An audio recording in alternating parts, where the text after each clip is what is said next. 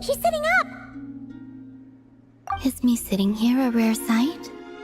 No, we just thought you'd be resting. Perhaps I would have been, were it not for the sudden arrival of some unexpected guests. Not that I consider it a disturbance. After all, you are the only ones who are free to enter. Would it not be a little unfriendly of me to lie down while we speak?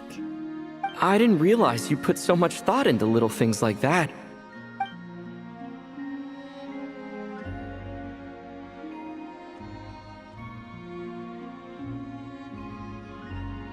Only sometimes.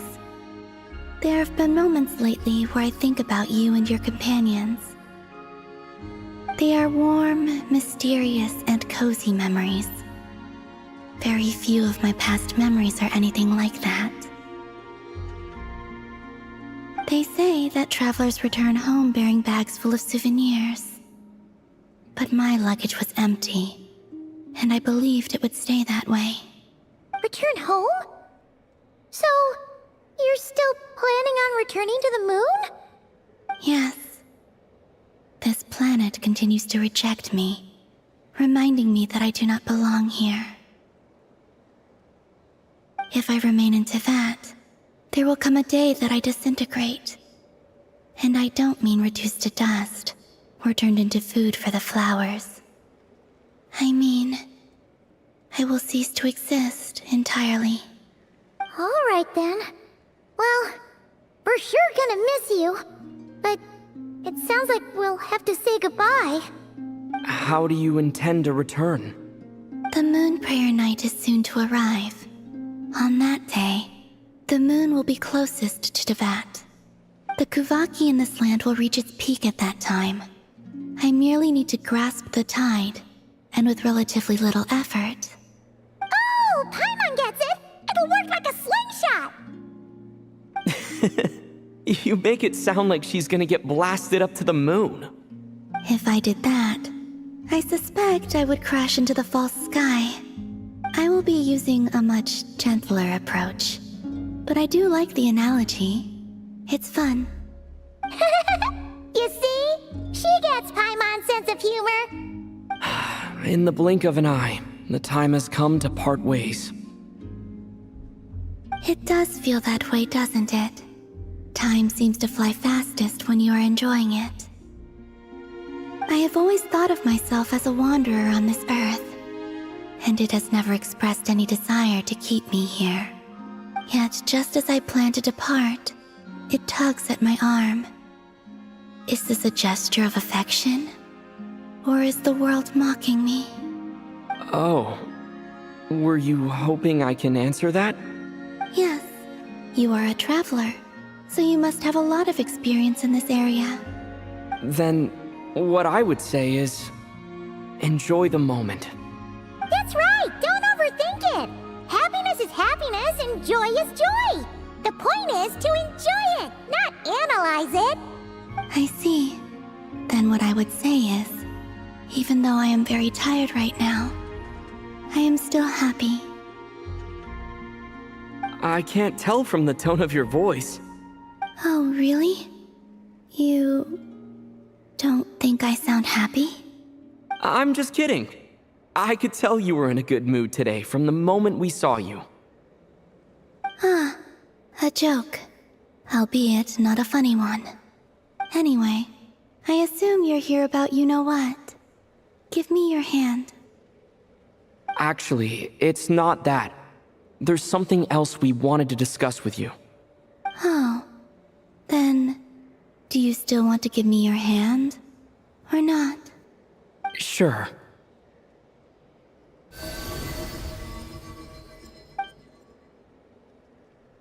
Thank you. So, I've heard that in the Moon Prayer Nights of the past, people here would hold celebrations in the Moon Goddess's honor. Since you helped so much in our fight against the Rehir of Solnari, I think you deserve a farewell party before you return home. I haven't asked everyone else for their opinions on this yet, but I'd like to invite you to join the upcoming Moon Prayer Night. I've never joined a Moon Prayer Night before. I'm not sure what I would even do. Oh, don't worry about that! We take care of everything! All you'd need to do is show up. Of course, there's no need to force it if you're not feeling strong enough. It's just, this kind of felt like a golden opportunity. But they call me Kutar, and the Fatui have an arrest warrant out for me. I shouldn't appear in public right now.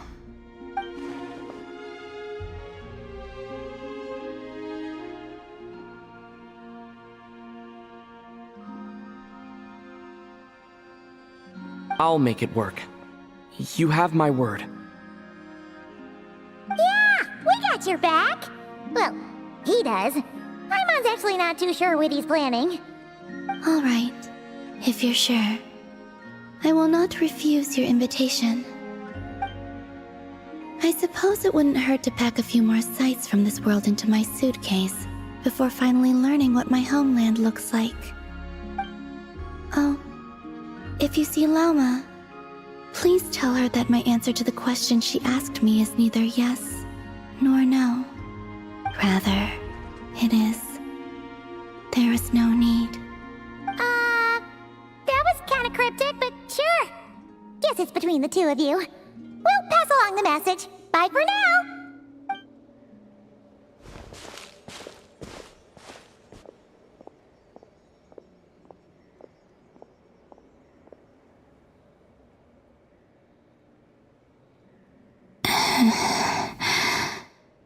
And also, I do not know.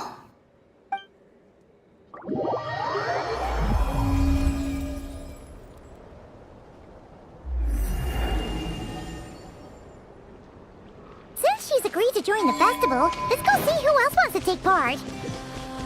Lauma's gotta be the person most familiar with the Moon Prayer Night. We should start with her. Also...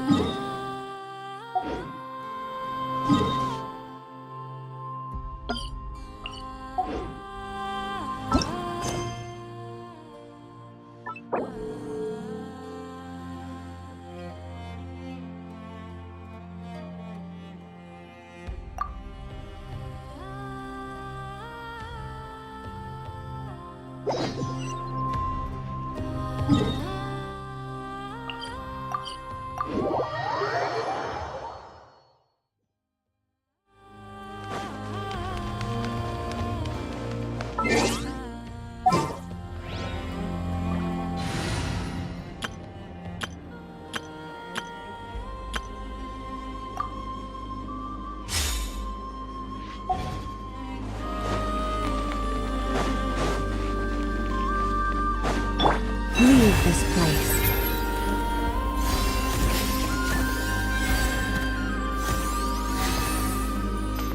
Hey, Llama! It's us! Huh? Varka? What are you doing here? Beats me. I had a bit too much to drink last night, and when I woke up, I was on Hisi Island. Mr. Varka is helping to oversee Nasha Town's preparations for Moon Prayer Night. He is here to go over some details regarding the decorations and custom cloth designs. Right, yeah, that too. What do you mean, that too? Yes, celebrating this festival is a long-held tradition here in Nocturne.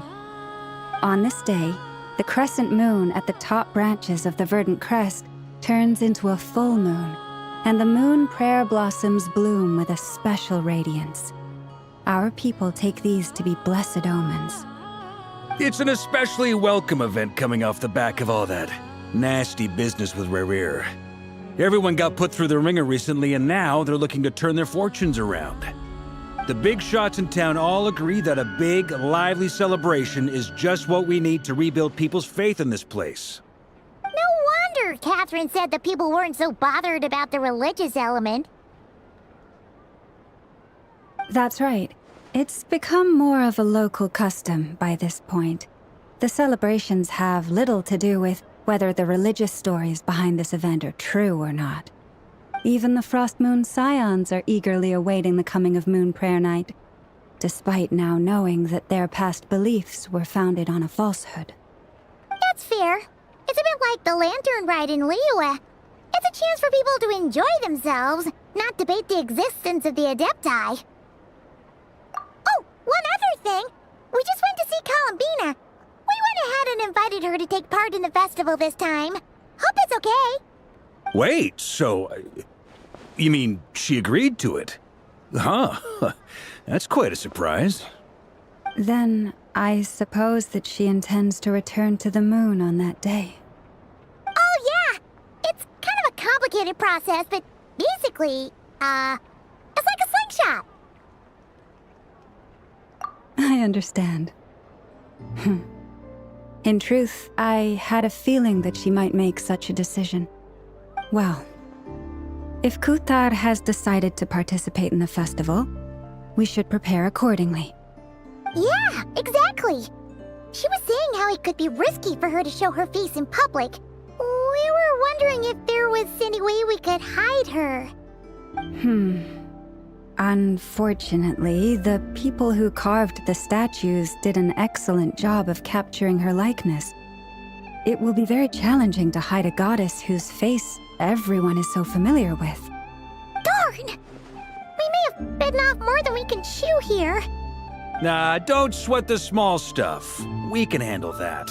Huh? Are you saying you have a plan? Not as such, no, but the most important thing with a festival is to keep the mood light and your spirits up.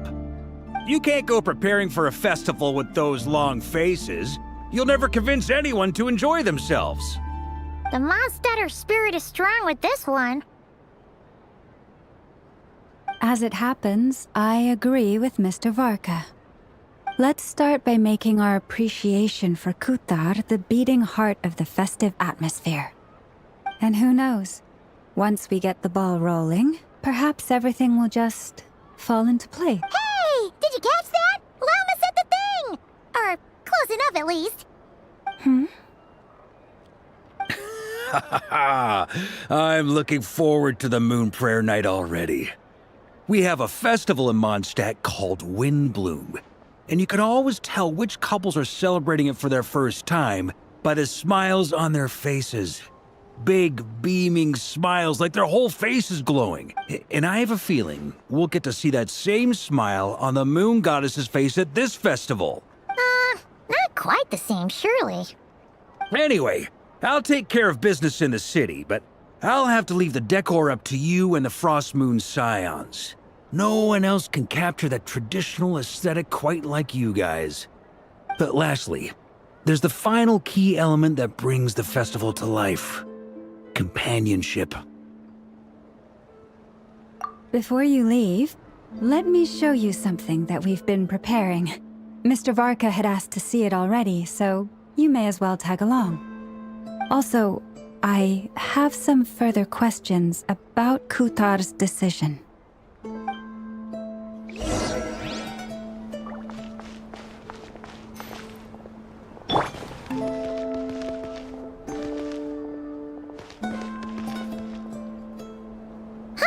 What's this? They sure look like they're having fun. I believe so. Kuhenki seem very skilled at playing drums like these, although I'm not sure where they learned it from. Maybe it's an innate talent? In their eyes, they're probably just playing with toys.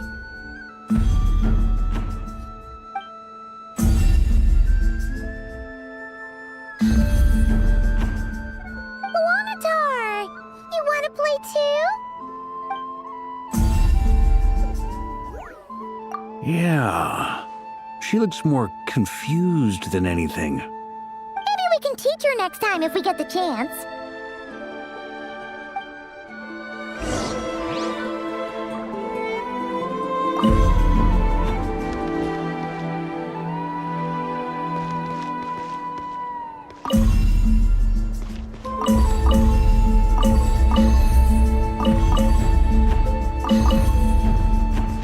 What are these floaty things? Moon veils. We hang them from buildings in the city during the festival. When you look at the sky through them, it creates a lovely misty effect.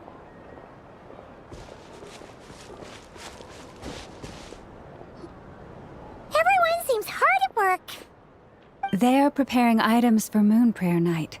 For instance, the sculpture being made over here, Mr. Varka and I were just finalizing the details of where it will be placed. Ah, there she is. I didn't know the finished article would be so large. Not to worry, though. All the necessary arrangements have been made. Just let me know once it's ready, and I'll get some people to ship it over. You have my thanks. And over here, we are preparing a very traditional confection. Oh, look at all these colors! It looks great! Can Paimon try one? Of course.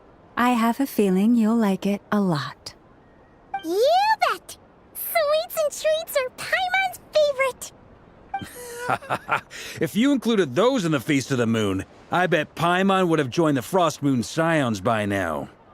There will also be verdant crests like this present in Nasha Town during the festival. The timing of Moon Prayer Night is not completely set in advance.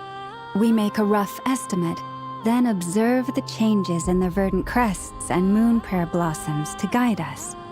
As such, the wait itself is a fun feature of this particular festival.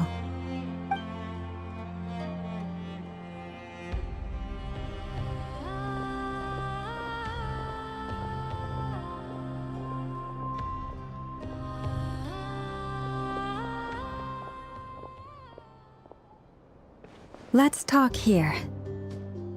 To tell the truth, I am very surprised to hear that Kutar is willing to participate in the festival. I once asked her if she'd be willing to stay with the Frost Moon Scions. I could introduce her to everyone, and we could be a family to one another.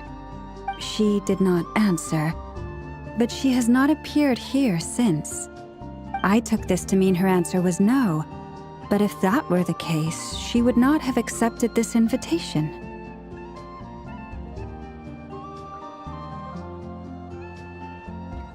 Ah.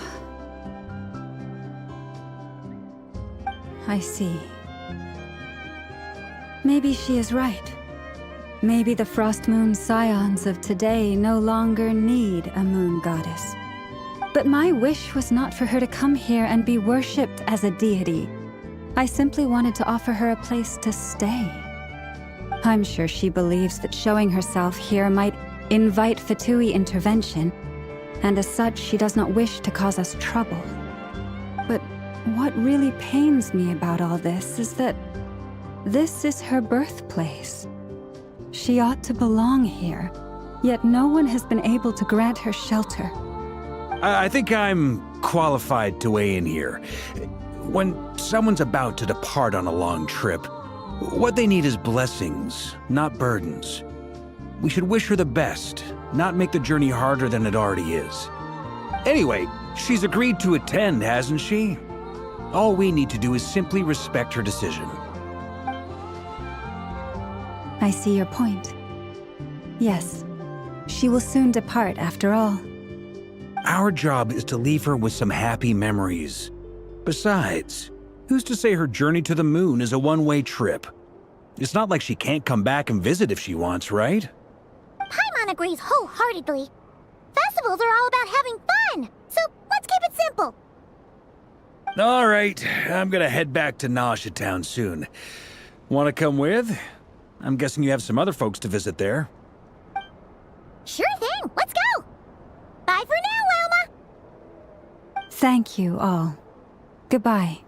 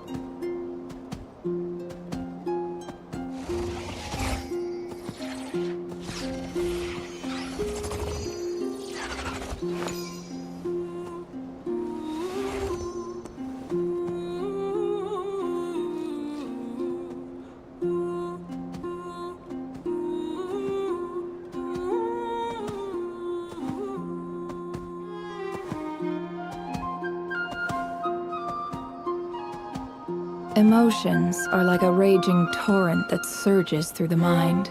More often than not, if you try to hold them back, you'll be swept away by their unstoppable force. And if you try to ignore them entirely, you'll end up tearing yourself to pieces.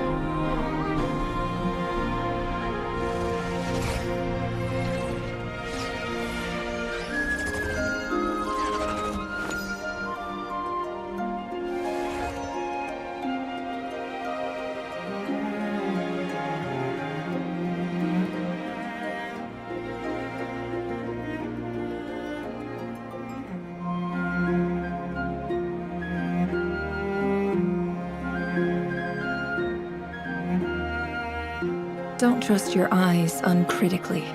People only see what they want to, so don't be your own fool.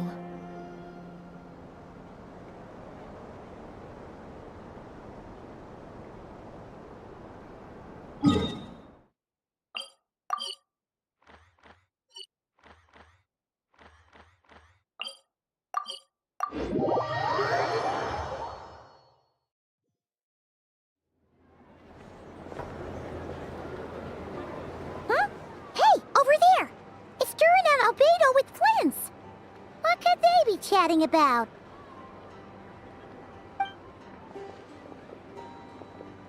Your guess is as good as mine. Ah, Grand Master, and the Traveler and Paimon. Hello there. It's been a while. Perfect. We have some new volunteers for our investigation. Wait, let me guess. The righteous Lightkeepers are finally ready to hunt down the Abyssal Dragon? Haha. Yes, that too. Yeah, right! Oh, wait! Why does everyone keep saying that too? Well, to be precise, the facts match, but not the causality. Wait, so I guessed right? Half right. Don't act so impressed with yourself. Maybe I can explain. we ran into Mr. Flint's north of Nasha Town. At that time, we just noticed a few abyssal creatures out in the wild, but the strange thing was, I didn't detect any traces of abyssal energy on them at all. On closer inspection, we realized that they were not real monsters, but something akin to reflections in the water, or perhaps a mirage. Huh? What do you mean? Like, you could see them but not touch them? Exactly. It was very peculiar. They roared and tried to attack us, but we could not make any physical contact with them. I think I've heard of things like that happening in Nocturne before, but I don't know much about it. Yes, it's a known phenomenon. Mirage-like illusions tend to appear in Nocturne in the run-up to Moonprayer Night. From a distance, they appear quite real. I myself thought that Misters Durin and Albedo were locked in battle with abyssal monsters when I first arrived. But after sharing intel and investigating a little further, we can confirm that these illusions are harmless. There is no great cause for concern. All the Mirage stories I've heard are either animals, rocks, or small houses. Abyssal monsters, though? That's a first. It's a first for me, too. So I'm planning to look into it further just to be on the safe side. I intend to inspect a few more locations. What about you two? Any plans? Alice contacted me a few days ago. She'd like me and Durin to assist her with an experiment. But we lost contact shortly after receiving the message. I'm sure that comes as no surprise to anyone familiar with her. We don't know when the wind will blow, yet when the wind blows, we will know. That, in a nutshell, describes how Alice operates. Yeah, that tracks. Okay. Well, I suggest we investigate this Mirage business in the meantime. It's piqued my curiosity, and I'm pretty sure I know someone who will already be 10 steps ahead of us. Well said. Right? Whatever's happening in Nocturne, she always seems to be the first one to know. Let's go see what she knows. We can invite her and her staff to the festival while we're at it.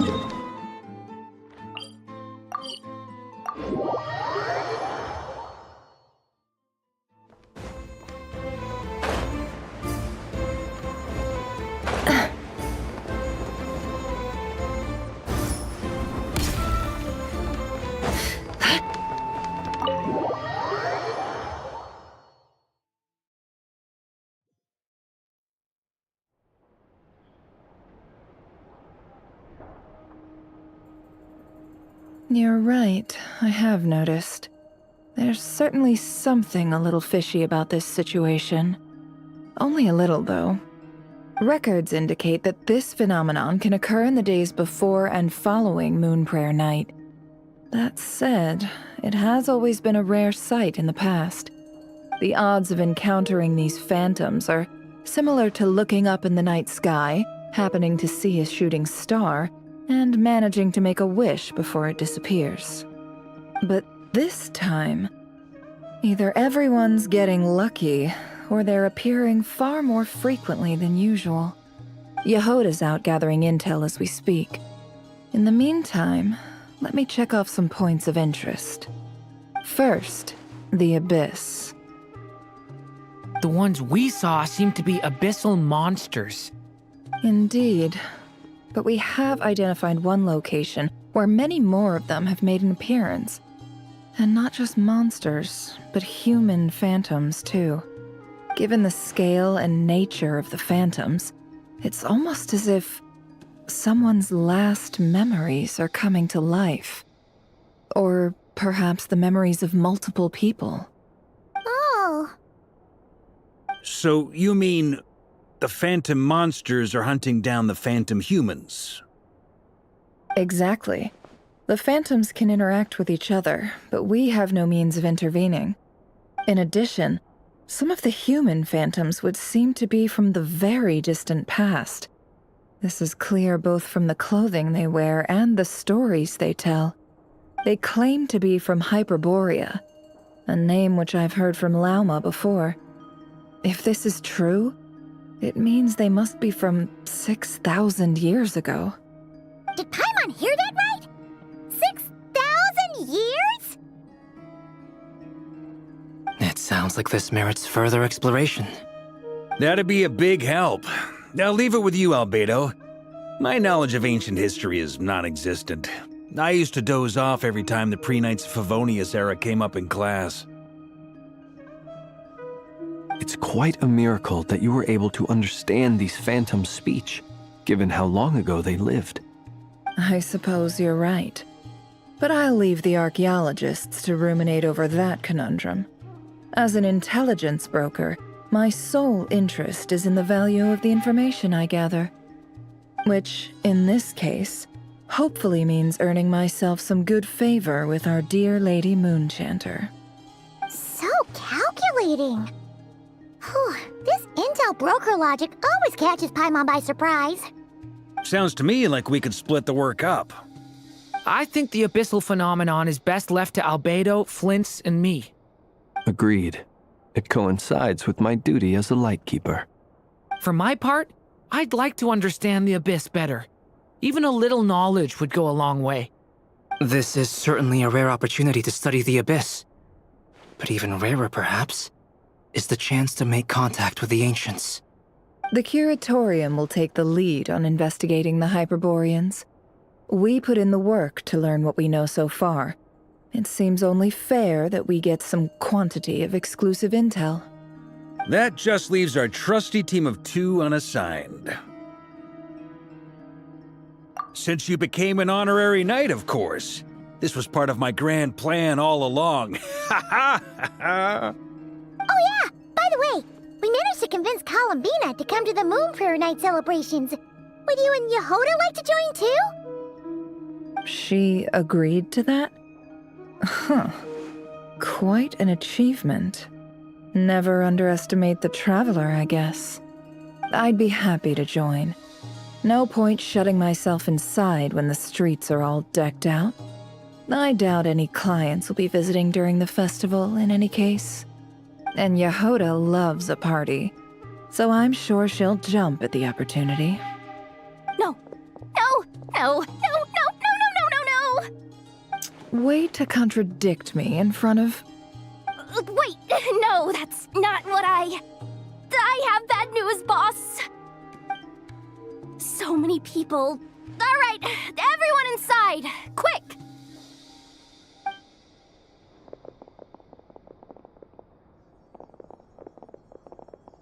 This is gonna sound crazy, but hear me out.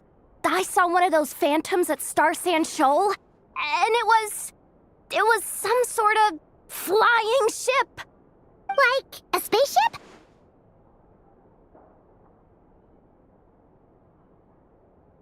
That's gotta be the one you came to Tibet in. You said you saw the same thing through the moon marrow, right? Huh? You already know about it? Ugh, I thought I was gonna blow people's minds. Turns out I'm the last to find out. Wait, back up. You came here in a spaceship? Now my mind is blown! What's it like on the inside? Was it like flying through space? I want to know everything! Yep, exactly. Huge discovery. You're the best, second best intel broker in the world. After your boss, of course. Wow. Really? Well, I don't know if I'm all that, but... I guess that decides where we're heading next. Come on, don't look at me like that. I know the spaceship doesn't have anything to do with me, but you don't want to leave me as the only one twiddling my thumbs, do you? Please? Fair enough. You can tag along. In that case, let's meet back here to discuss our findings once we're done. I wish everyone a productive investigation. You too!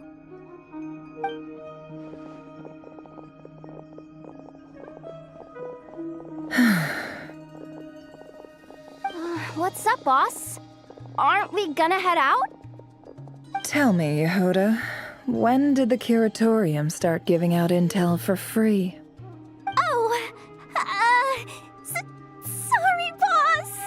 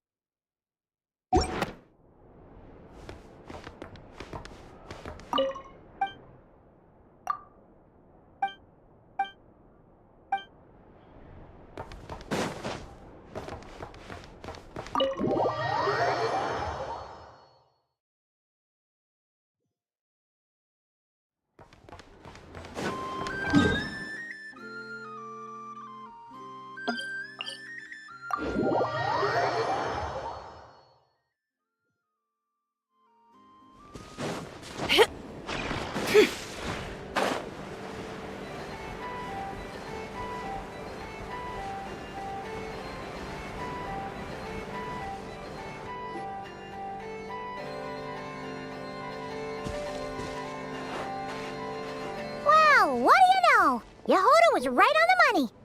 This Phantom really is your spaceship. But that's so weird. Why would it show up here? Is it some kind of projection?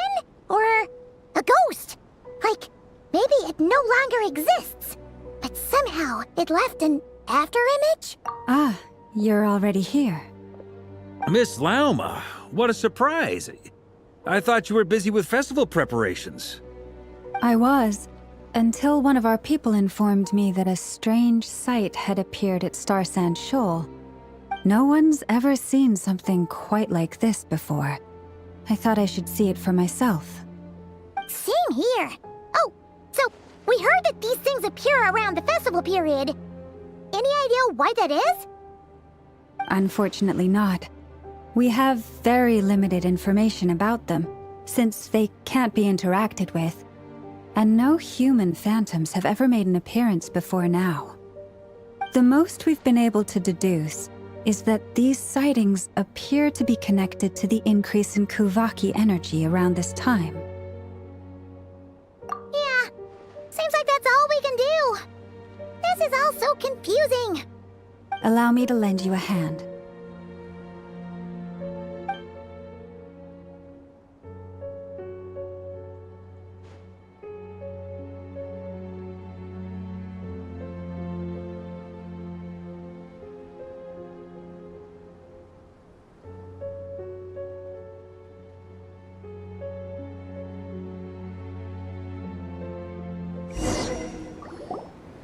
Everyone, our friend here should be able to provide us with some information. Is that a phantom rhymehorn deer? I've heard about how the Frost Moon Scions live in harmony with the animals and can even communicate with them. That's coming in handy now, for sure. Okay. Yes, I understand. Then how about this?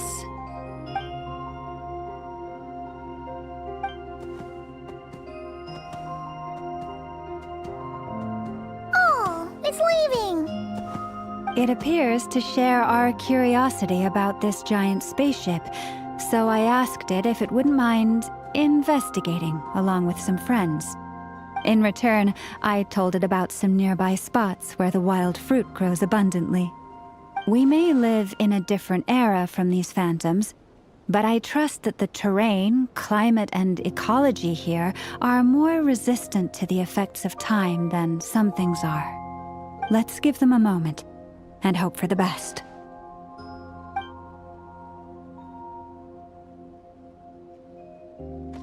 All back together? Must have been a lot of fruit. Indeed. Now let me ask them some questions.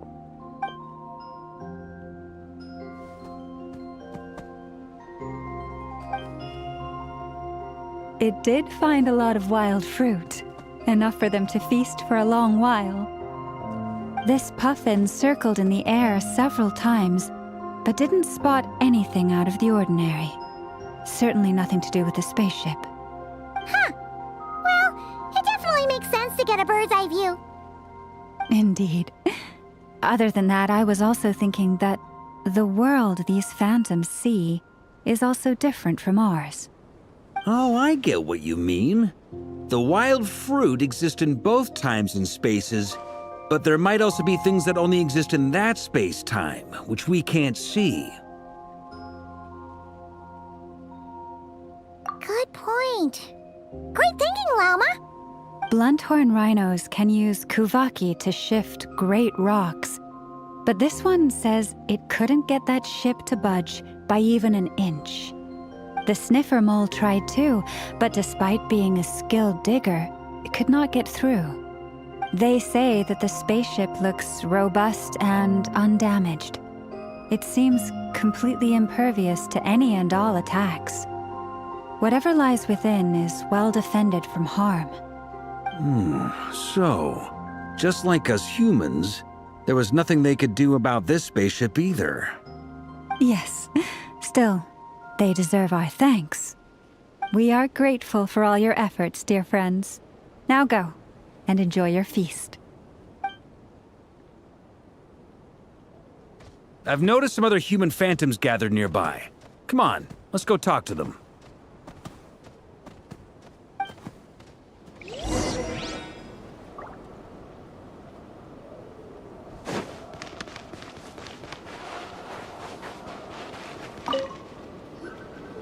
What is this thing? I've never seen it move, and there's no way to get inside. Goodness knows. My grandpa says it's been sitting here at least since his grandpa was still alive. What about his grandpa? Did he say anything to your grandpa's grandpa about it? Huh? I don't know. In all likelihood, it was here back then too. Hard to imagine something this huge could move. Guess that means that as far as they're concerned, this ship's been around a long time.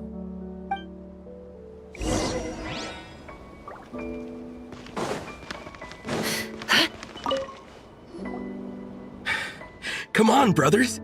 If we can get even a small chunk off of this thing, it's gotta be worth a fortune. Today is the day we strike it rich. Huh? You mean Paimon? Yes, brother, I shall join you. Let's make our fortune. We should go with them. What the? This thing is crazy tough. I can't even scratch it. What's it made of?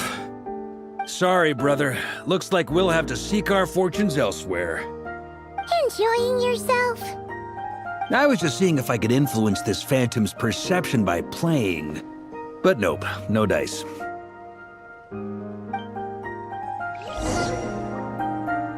I'm sure we're all starting to build up an idea of what's going on here now that we've spoken to some of the people. These phantoms are reenacting real historical events in Nodcry. It's almost like we're in some kind of interactive stage play. We can talk to the actors, but the plot is fixed and we can't influence it. It makes sense. History is set in stone. The objective facts of the past cannot be changed. Paimon totally thought you were just goofing around earlier. But actually, you were doing some serious investigating. Of course I was. Anyway, at this point, I think we're forced to conclude that although the Phantom spaceship is right there in front of us, we aren't going to learn much about it from these people.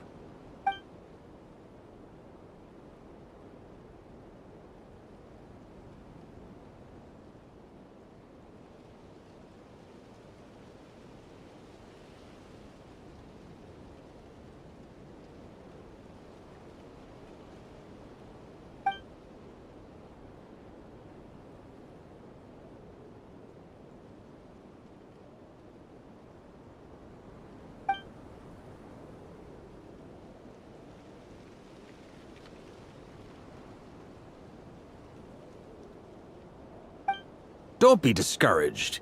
If nothing else, this is proof of the ship's existence. And think about it. So many people tried to hack their way inside, but no one could get the door open. It's made of very tough material. To me, that says that we'll either find the ship itself or the story behind it. It's just a matter of time.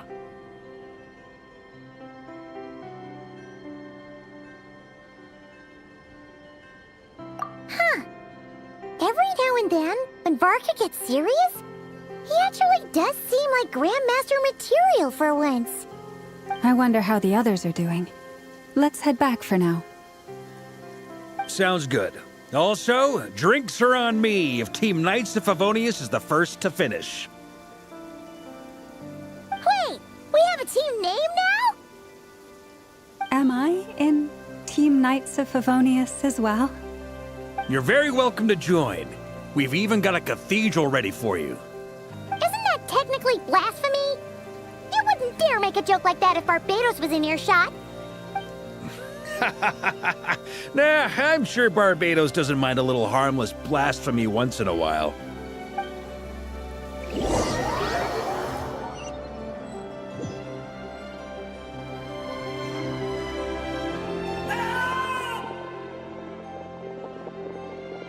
Oh, no! Get away! Oh.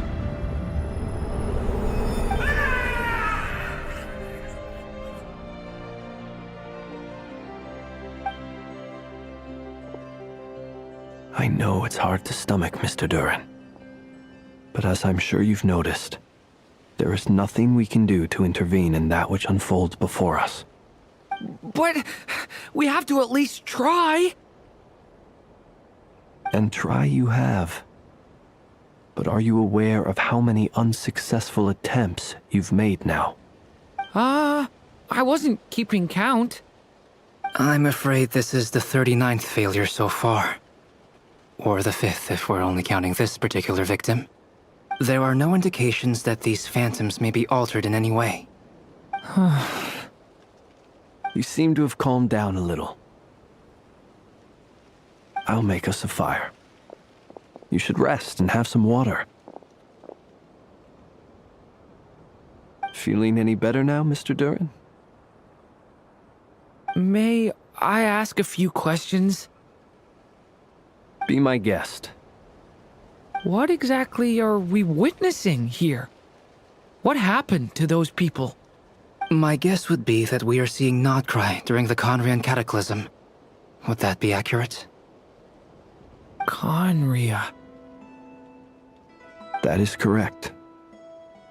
As you know, once the Abyss senses even the tiniest crack, it floods in and spreads like wildfire.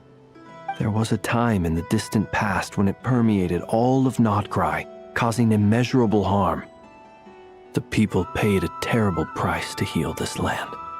Then 500 years ago, the whole of Teyvat suffered an abyssal disaster. Once more, Nocturne was dealt a devastating blow. I see. In the face of the abyssal onslaught, all were like grains of sand tossed around by a tidal wave. Be they human, fae, or god. The moment you witnessed is but one drop in a whole ocean of catastrophe. All right. I guess that answers my second question, too. I wanted to know why there's nothing I could do to help them, and that's because what we are seeing is history. That would be my guess as well. As I understand it, history and fate are not all that dissimilar. The latter may be unseen to us, but both are immutable. Yes. Fate was determined long, long ago. I still have a couple of other questions for you, Mr. Flintz. You mentioned more than one abyssal disaster that has struck this land in the past. How can you be sure that what we're seeing is from the Conrian incident? And also, how are you able to stay so calm when you're talking about these events? From everything I know about you, you're not cold or ruthless, and you're not indifferent to the suffering of others. Alas, I am forced to show my age. I must be 600 or 700 years old by human measure. Wait, so you... One is not easily moved by history when one has witnessed the truth firsthand. I'm sorry. You needn't apologize. Your passion is a good thing to have. Treasure it, because someday you may find it in terribly short supply. Now, at the risk of offending you, I have a question in return. Your curiosity toward the abyss, is it born from hatred or because you sense its call? I only ask because I kept a fragment of Rere's body in my lantern for a short time. Specifically, his heart. So I know what a burden it can be to carry the abyss with you. And I hear its power growling from somewhere within you. In my eyes, your mere existence is a miracle. My honest answer is...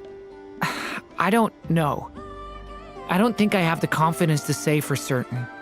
What I will say is the abyss is not the only issue that haunts me. Even before I became who I am today, the question dogged me constantly. Should I even exist at all? My doubts remain unresolved. But when we fought Rerir, something became a little clearer to me.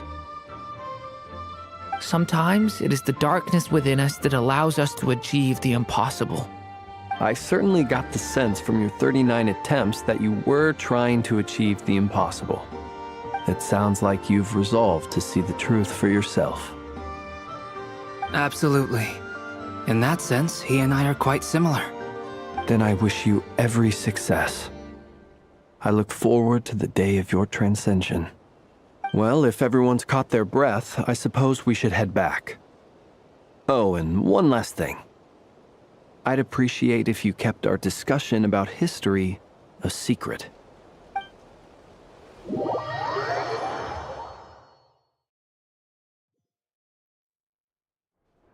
Incredibly, our separate investigations led us all to the same conclusion. Hooray for consensus! Yeah, but we barely learned anything, though. I totally thought this would be the mother lode. Talking with the ancients? I mean, come on! But nope, all we got was useless snippets of conversation. And all this stuff about moons and hyperopia. What a load of baloney. Seems like people back then had a few screws loose. I understand your frustration. We found the same issue. Each phantom only showed a very brief moment in time. There isn't much value to be found in these miscellaneous fragments of a civilization's history, no matter how glorious it may have been. If there's a silver lining, it's that these phantoms are harmless to the present reality. They shouldn't get in the way of the festivities. Paimon agrees. And not just because it's the first thing she understood in this whole conversation. You look disappointed, Nefer. Is something the matter? What do you think? We all worked our tails off, but the only one to gain anything from it was you, Lady Moonjanter. Well, please do share the Hyperborean records with me. I will gladly inscribe them in our people's documents. Oh, duh! Yeah! That was it! Hyperborea! Hyperborea. I'm serious. Only an expert in the Frostmoon Scions and their history can turn these records into valuable research material. The alternative is to let them gather dust on the Curatorium's storage shelves until the pages turn yellow. Nefer, you're wise enough to know that cooperating and sharing the profits is the best course of action here. Well, that goes without saying. Sure, let's do that. Huh? But didn't you say we aren't supposed to give out intel for free? Sorry. Shutting up. Shutting up. Now is not a good time to push Nefer's buttons. Anyway, back to Moon Prayer Night. I'm thinking that we should prepare something a little special, aside from the usual decorations and so on. You mean A parting gift? Can't go wrong with food. Although, does food go bad on the moon? Perhaps a lantern would be a better choice. It might be dark up there. It could prove difficult to light a lantern on the moon. Magical stones might serve that purpose better. What about a clockwork mecha model from Fontaine? I've got a whole bunch at home. I use them for fighting practice in my free time. None of these sound like things she would be even remotely interested in. But we don't interact with her enough to know what she likes. Yeah. It would really save us the guesswork if someone could find out what she's into. Wait, what the? Traveler? They're all looking at you.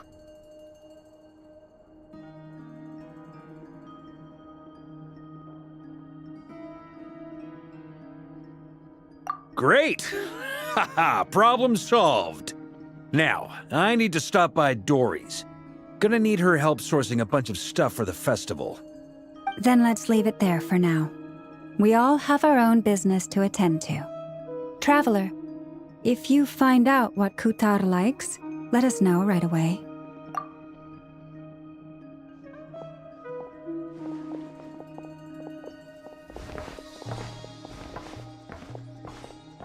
Is something the matter?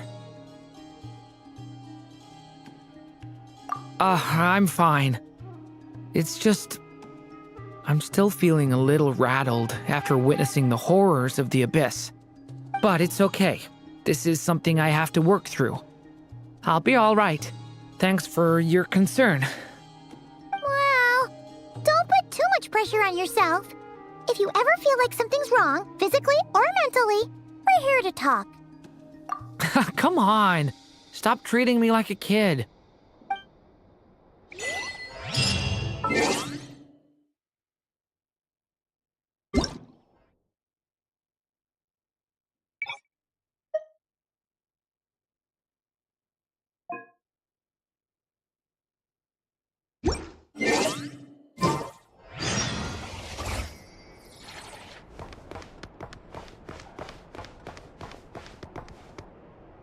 Could you do me a solid and try to smooth things over with Boss Neff?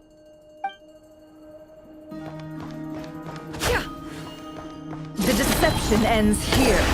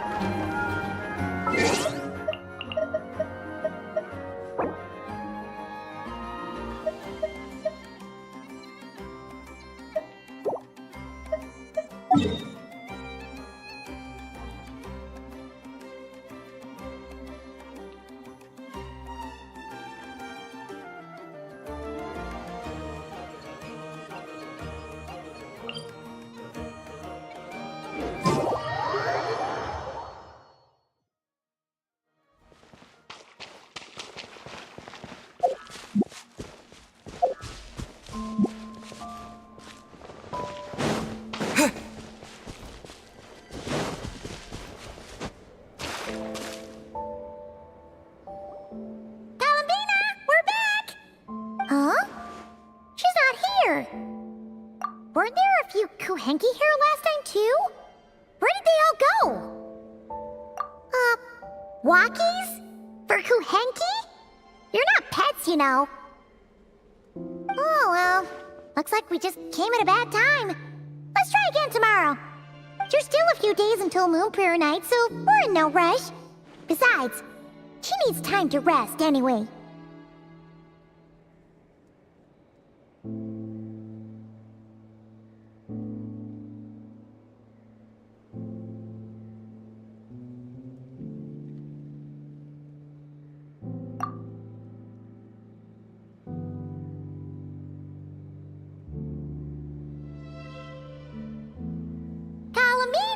Are you back yet?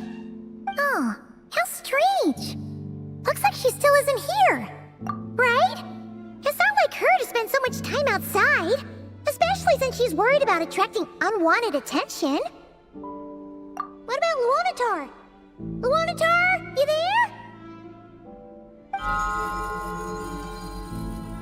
Hey! Do you know where Kalambina went? Sorry, didn't understand. But if you know where she is, could you take us to her? Yeah, that's even stranger. What about him? Oh, that's not good news. They change color when Kalambina gets weaker, right?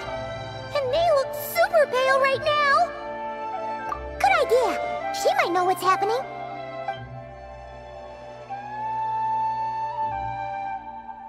Llama! Ah, it's you. How is Kutar? Is she okay? No, she hasn't.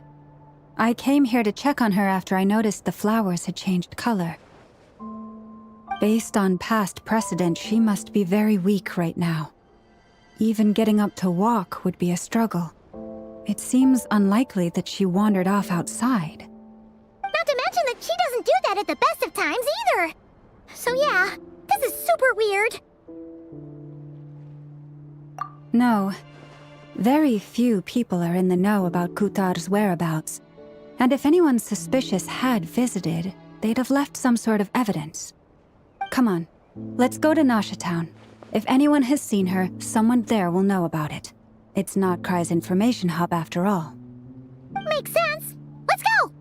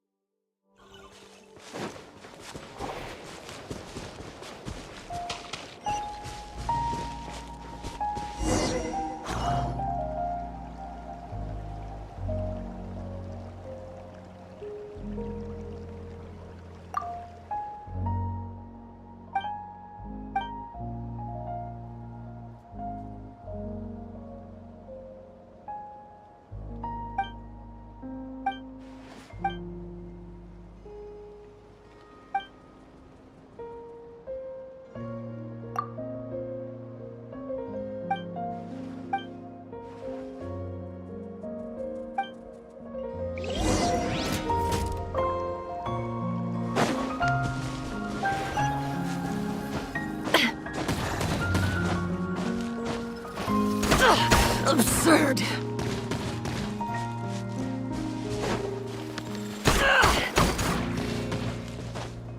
Wait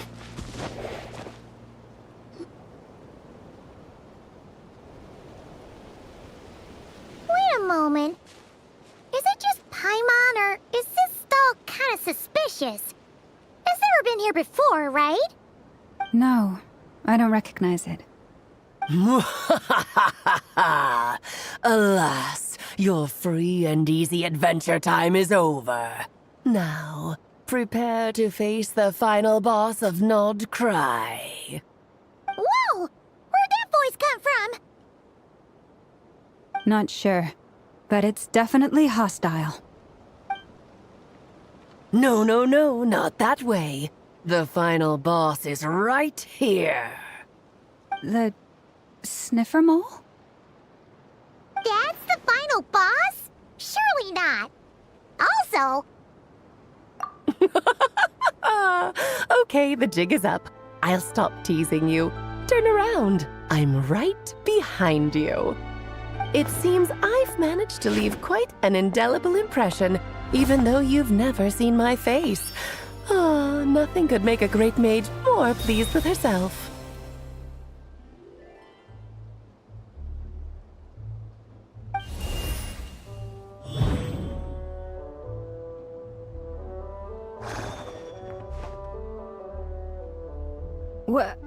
What is going on?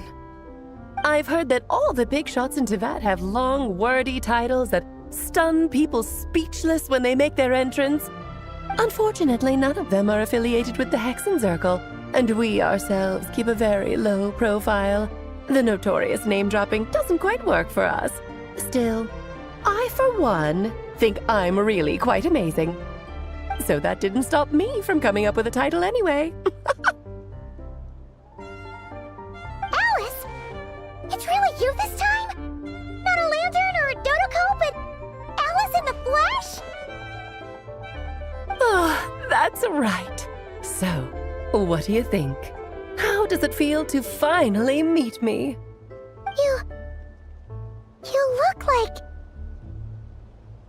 Oh, that's the first thing you thought. A little surprising, but that actually makes me very happy. Because that means that when Klee grows up, she'll be just as stunningly beautiful as her mother. So she's a friend of yours? Kind of. This is actually the first time we've seen her in person. I see. Madam Mage, that was, quite a powerful entrance. I certainly won't be forgetting it anytime soon. It's okay, Lauma, don't force it. Paimon will do the honors. This is Alice from the Hexenzirkel. She's a friend of ours, and of Arcus, too. That's right! She's a good person, just kinda... unpredictable. Well, what is the human heart if not unpredictable? Hmm? If we could not do as we please, how would we differ from machines? I am Lauma, Moon Chanter of the Frost Moon Scions. It is a pleasure to meet you. Oh, I know. Before you got here, I spent a good, 15 minutes getting up to speed on Nodcry's present situation. In other words, I've read the whole in the last episode part, so we can skip the pleasantries. Fair enough. Well, Miss Alice, I can already tell that you have quite a unique personality. You'll get used to it. Paimon sure is. So anyway, what are you doing in Nocturne, Alice? Oh, I thought I told you already. This time, I'm the final boss. And what a formidable foe I shall be. Powerful, confident, decisive, and good luck finding my weak spot. You will never succeed.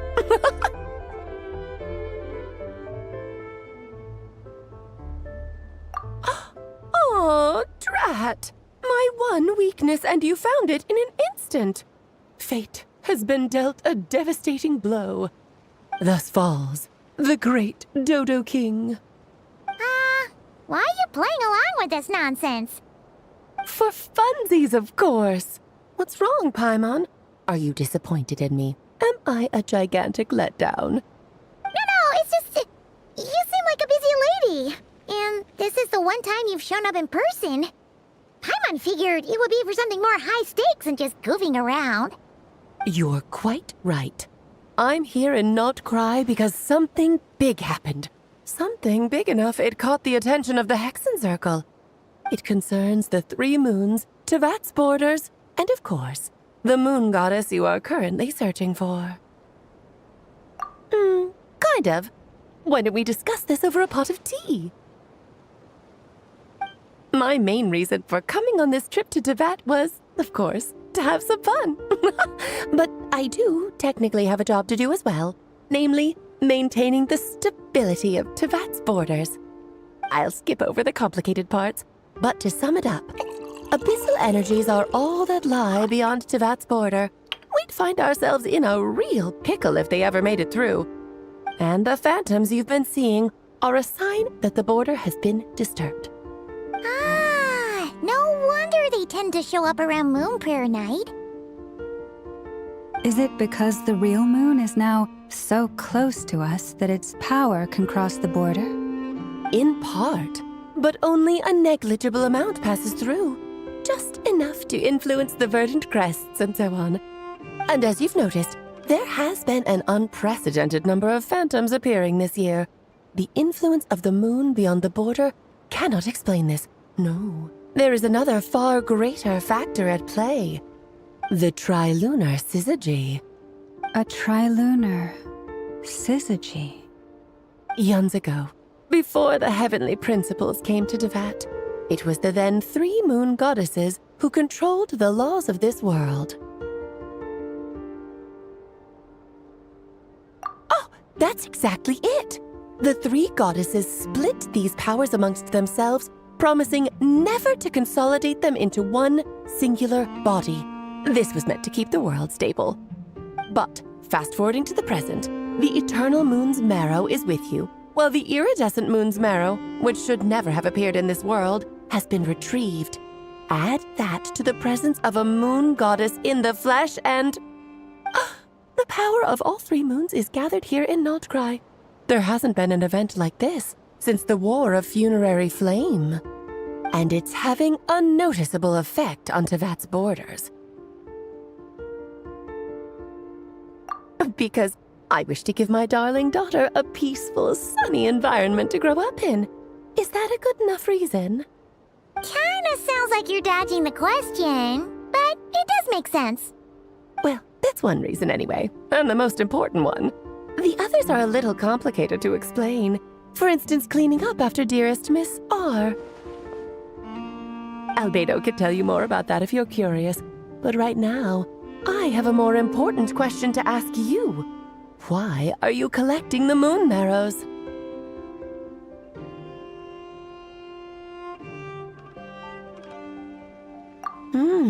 I see. Nicole told me about that legend once. Nicole? You mean Mage Anne? Oh, so you remember. Yes, of course. That was a story about fate, her area of expertise. But back to the story of our dear moon goddess. I'm afraid her intended method of returning to the moon is unlikely to work anymore. What does that mean? She may be missing, but she hasn't gone anywhere. She has disappeared.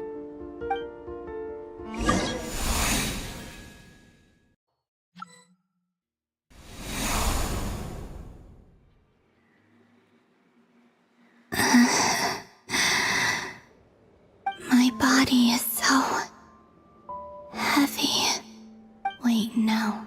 It's my mind that's heavy. My arms and legs are as light as a feather. What's happening to me? I feel drowsy, like I've been asleep for too long. Is it daytime or nighttime? Is the moon out? I think I'll go for a walk.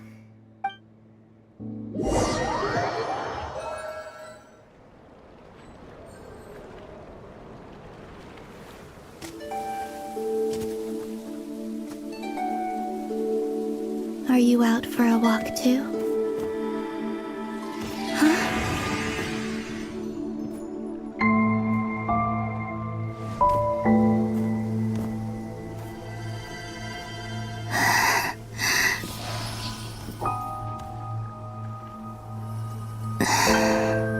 The day has come at last.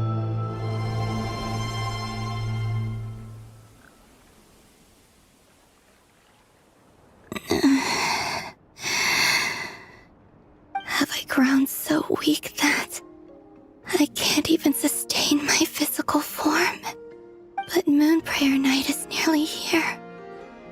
I was so close to returning home.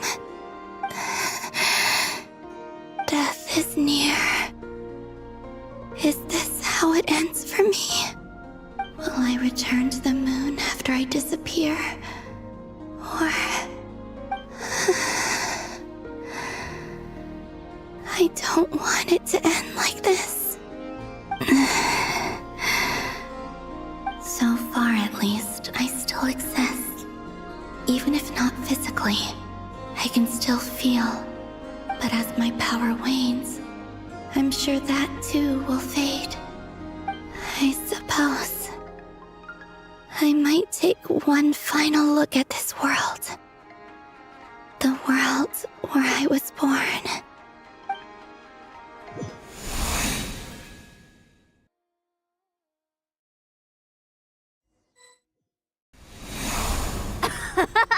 Come on, come on! Wait for me! The Frost Moon Enclave. How much it has changed since I was born. These decorations, they're so heavy. It's times like this when you kind of wish men could be priestesses and acolytes. How fascinating. I've never had the chance to be privy to people's private lives in this way. In the past, people would get so solemn and serious the moment I showed my face, like they were frozen stiff. Karina, Lametti, it's time to eat. Coming! I want to watch them a little longer.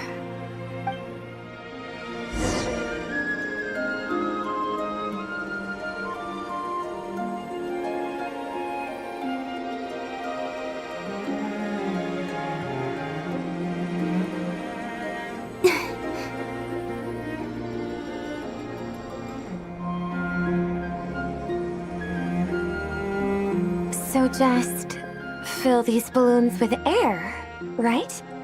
Yep. Try a couple now to test things out. The rest can wait till Moon Prayer Night. Think fast. Rita! Teasing an acolyte of the Frost Moon Scions? Surely that's a punishable offense. Take this!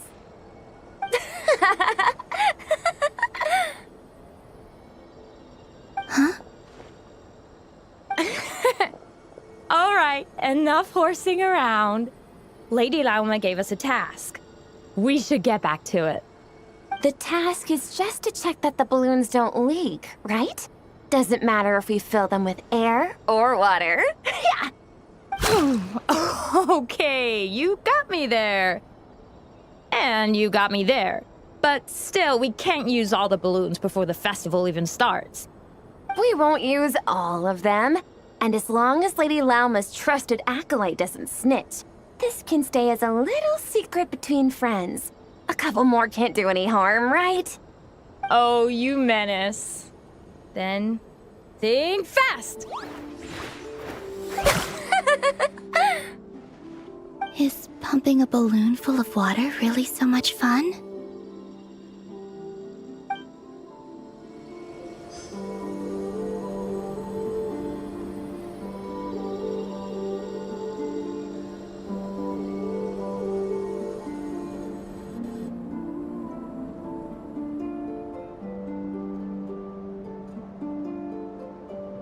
I'm sure you're both tired from playing all day. Come on, eat up.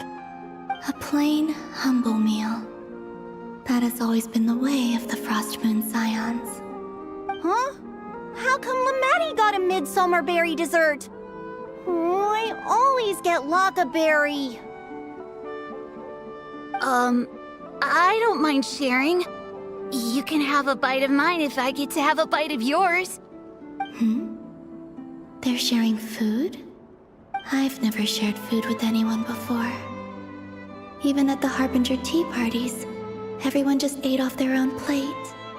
And when I couldn't finish my food offerings from the Frost Moon Scions, they'd leave the leftovers out under the moonlight for the animals to claim. Hey! That was 2 bites! Oh, then you can have another bite of mine. Oh, you too. Oh, don't fret now. Here, have some of Granny's too. So this is what it means to be family.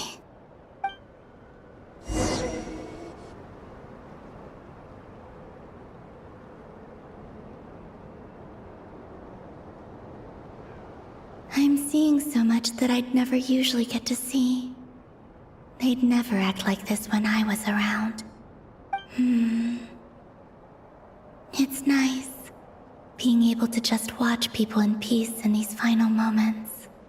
What a rare opportunity. I think I'll go take a look around Nasha Town, too.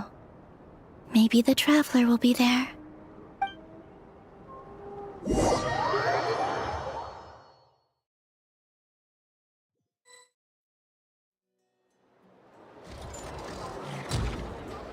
After the War of Funerary Flame, the moon goddesses were no longer recognized by Teyvat. They lost the whole foundation for their existence. That's why the moon goddess's strength is fading. She cannot withstand the world's rejection of her. To be more pedantic about it, the moon goddesses did something to offend the heavenly principles, and that's why they were ousted. Something of a recurring theme in Teyvat's history.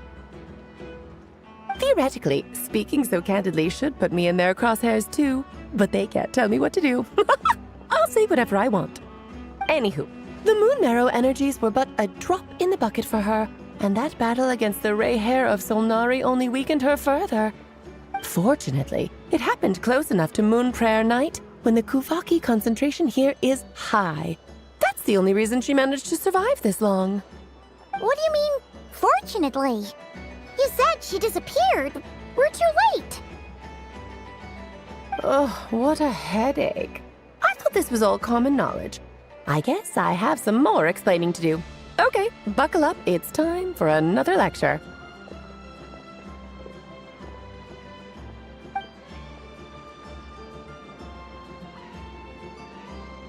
Now, I said earlier that the moon goddesses lost the foundation for their existence.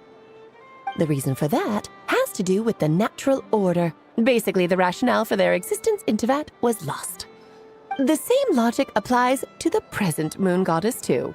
Consider her existence so far. Her comrades in the Fatui called her Damselette. And she was worshipped as Kutar by the Frost Moon Scions. But these connections have now been severed, whether by her hand or yours. So, the rationale that once sustained her existence is now gone. Wait, we did that to her? Oh, well, strictly speaking, yes. But let's not start pointing fingers, shall we? I'll only end up as the big bad villain, and that's not the kind of final boss I want to be. Of course I do. I'm only the greatest mage in the whole entire world. Now, if you wish to find your moon goddess, there are two problems we need to solve.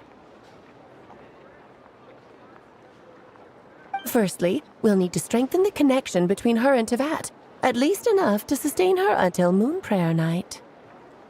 Strengthen her connection? But does that mean I'll have to rally all the Frost Moon faithful behind this? I'm afraid a bygone faith and a former home won't be of any help to her now. Do you know her name? Her name? Oh, yes. Names are very important things. A name is a fundamental concept that anchors one's entire existence.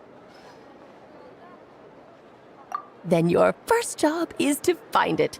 As a moon goddess, I'm sure she must have a name she identifies with. Neither Columbina nor Kutar is her true name, and she's never really accepted either of them. So, finding out her real name is enough to sustain her existence? Yes, I know it sounds like a small step, but every journey begins that way. So for now, that's all we need to focus on. The second problem is with her plan to use the moon marrows to return to the moon. Unfortunately, piercing through the false sky will take an enormous amount of power. Given her current condition, she won't be able to provide anywhere near enough power, even if she recovers her physical form. But no need to fret. Nicole's the expert in this field, and I'm sure she'll figure something out. Wait, Mage N is going to help us out too? That means we've got 2 Hexacircle mages on the case. This is turning into a pretty big deal. Actually, this is more of a side quest for me. Like you said, I'm a busy lady, so I can't stay for too long. I'll have to return to Tevat's border soon. That's the upside you get for looking out for my little Klee. Hopefully that will incentivize you to carry on keeping her company in the future. Anyway, jokes aside, you'd better get moving. It will take quite a miracle for the Moon Goddess's consciousness to hold out till Moon Prayer Night. Oh, I suppose I might as well tell you where Nicole is before I leave. Off you go now. Time to meet your new friend. Oh, yes, and a little suggestion. Don't forget to mind your heads. What? I wonder how Duran's doing. I should really go see him before I head back. You really are super busy. I most certainly am. There's so many children I have to keep tabs on just in Mondstadt. Duran, Albedo, Venti, Varka. Klee didn't make the list, huh? Of course not. Klee is my pride and joy. I have no qualms about her, because she's the best child in the whole wide world. Yep. Klee's a little angel. I'm glad you agree. Well, all the best. See you when I see you.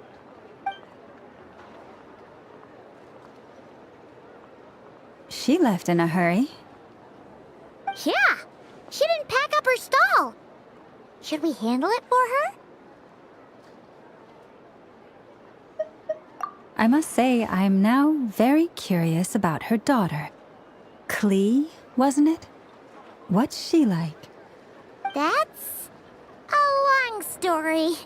Come on, we'll fill you in as we go.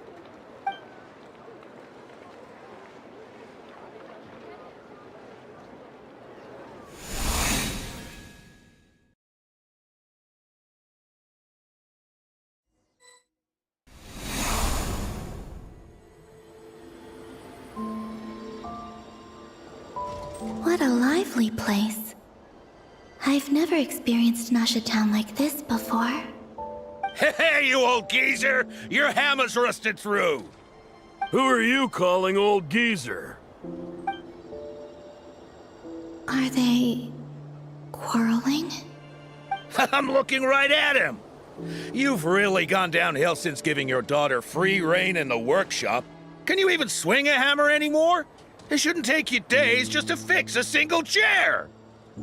You might as well use that hammer to massage my back for all the good it's doing.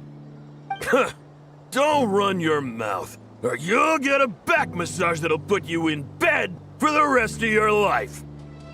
Look, the materials haven't arrived yet, all right? You know how busy it gets in the days before Moon Prayer Night. I'll bet you send all the materials to your little princess.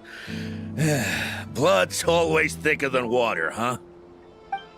All right, you've made your point, Uncle Koski. As soon as the materials arrive, fixing your chair will be the #1 priority. And Dad, if you've got time to chat, why don't you lend me a hand, See? Lolka knows what the score is. I guess they're friends. But the way they spoke to each other was so ugly. Then again, it wouldn't be the first time I've seen something like this. Columbina! Sing outside my door in the middle of the night one more time, and I'll unscrew your vocal cords. You hear me? Oh, Zandrone. So that was her way of trying to be friends with me. What a pity. I won't get the chance to say any ugly things in reply.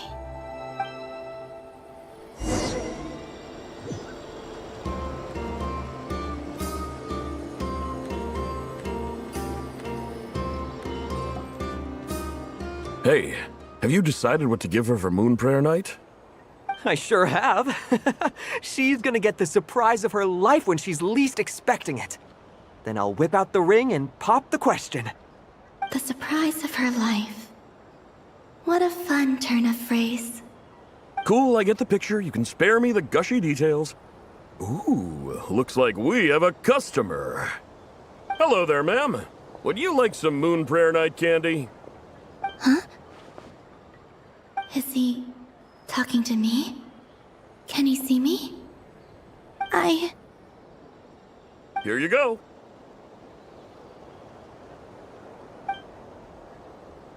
Oh.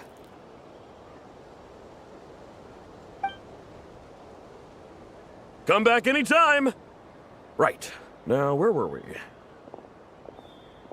I don't know why, but I still held out hope.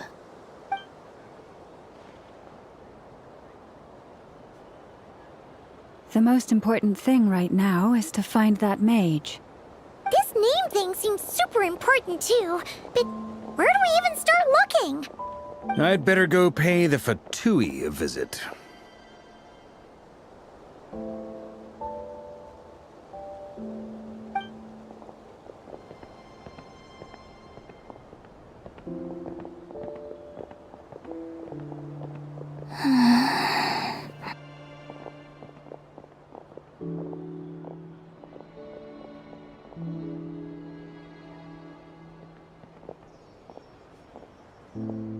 Columbina?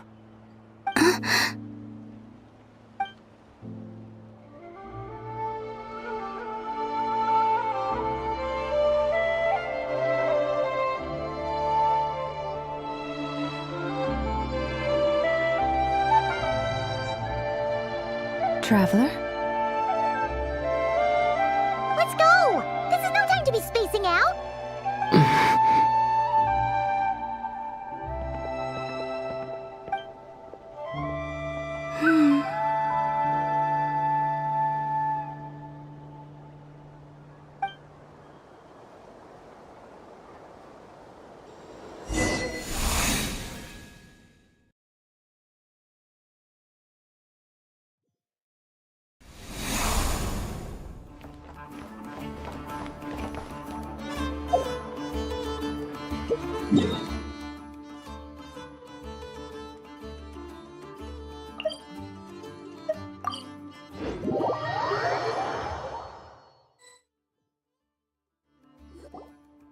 Where are they going? They mentioned a mage and... a name? So, Mr. Varka, are you acquainted with this Nicole? Or should I call her Mage N? Not really. We've never met, though she has come up in conversation. From what I've gathered, Alice kinda took Nicole under her wing. Taught her how to speak in a more ladylike fashion, that kind of thing. Huh. Hard to imagine Alice as an etiquette coach. Yeah, Alice is a larger-than-life personality, I'll give you that. But then again, that's why she's able to draw such an eclectic mix of people into her inner circle. If I remember correctly, being an interesting person is actually one of her main entry requirements. So, if you ever wanted to join the Hexenzirkel, I'm sure you'd both be eligible to apply. Hey! Don't go around making promises on Alice's behalf! I wouldn't dare. I'm just trying to paint a picture of the Hexenzirkel for you. Okay, sure. Anyway, since none of us have ever met Nicole, how are we supposed to find her? We can't just go up to every woman in sight and ask, "Hey, are you Nicole?" Maybe something she's wearing will give it away? Like, a wind bloom pinned to her chest or something. Wait a minute. Alice never said Nicole was from Mondstadt. Oh, true. That would be... this young lady, then?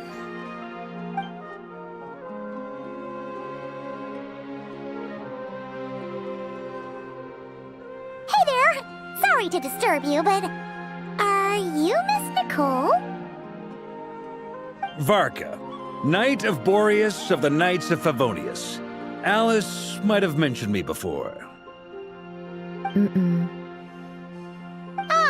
Have we got the wrong person? Sorry. Well, this is awkward.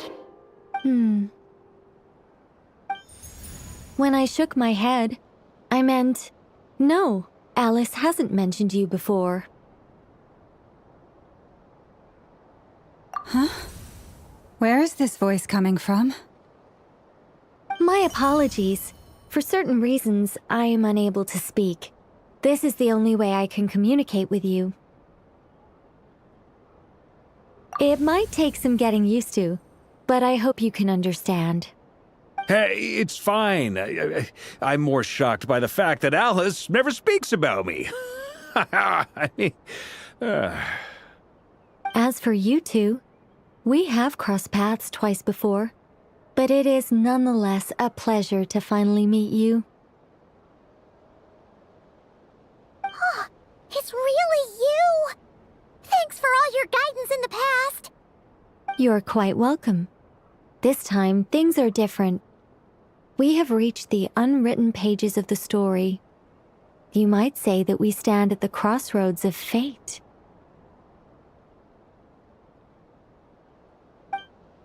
Now then, allow me to formally introduce myself. My name is... No, stop! Alice! I can't believe it! I had a whole speech prepared. I'd agonized over every single word.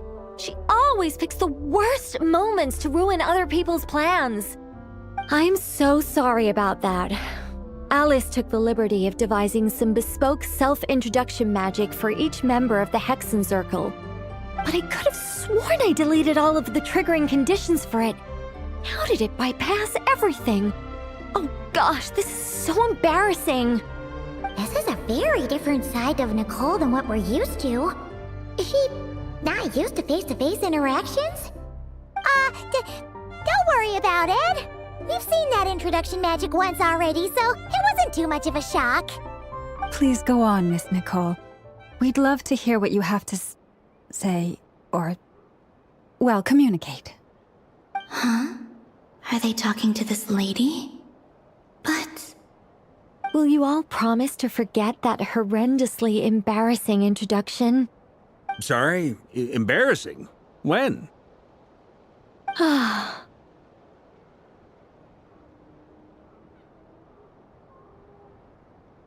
Yes, my name is Nicole, and I am one of a very few angels who have retained both their preferred form and their power. The Traveler and Paimon should be no strangers to this concept. There is another of our kind in Natlan. They call her the Lord of the Night. All right! Paimon remembers her! Yes. Well, I have retained more of my power than she. It's because I don't have a long-term duty to fulfill. To be more specific, no. We'll be here all day if I get into the specifics. Moving on. If I'm not mistaken, you are here because you wish to learn how one might reach the moon beyond the sky. That's right. Is that something you can give us any guidance on? Yes, I do know a way. It began with the Hyperboreans, who lived after the War of Funerary Flame. Blank looks. Maybe I should start with the background of the war. Or maybe not. It shouldn't be an issue. I'll fill in the gaps for you when we have more time. Anyway, after that war ended, the three moons retreated to beyond the false sky. The Hyperboreans were humans I once aided. They accepted the civilization and creations bestowed upon them by the angels. But despite accepting many blessings of the angels, many among them still held on to their faith in the moons. They were reluctant to accept the new order. Even after the War of Funerary Flame, they sought to contact the moon goddesses beyond the sky and receive their guidance. But all three had passed away by that point.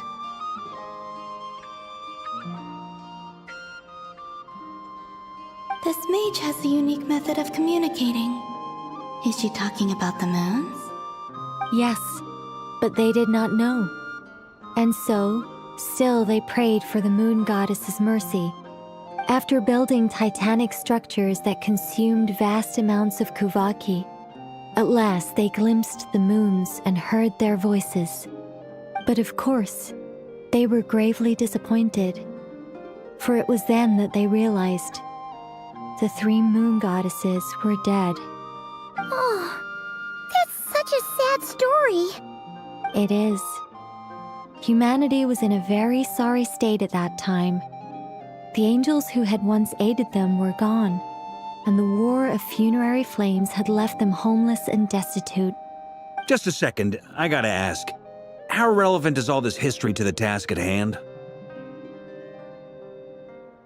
Well, I mean, it's... Okay, it seems we've drifted into irrelevant narrative waters. It's been a while since I've had the chance to speak inside someone's head. As soon as I got started, I lost control and the words just flowed out like a waterfall. What I'm trying to say is... Right, yes, that's it.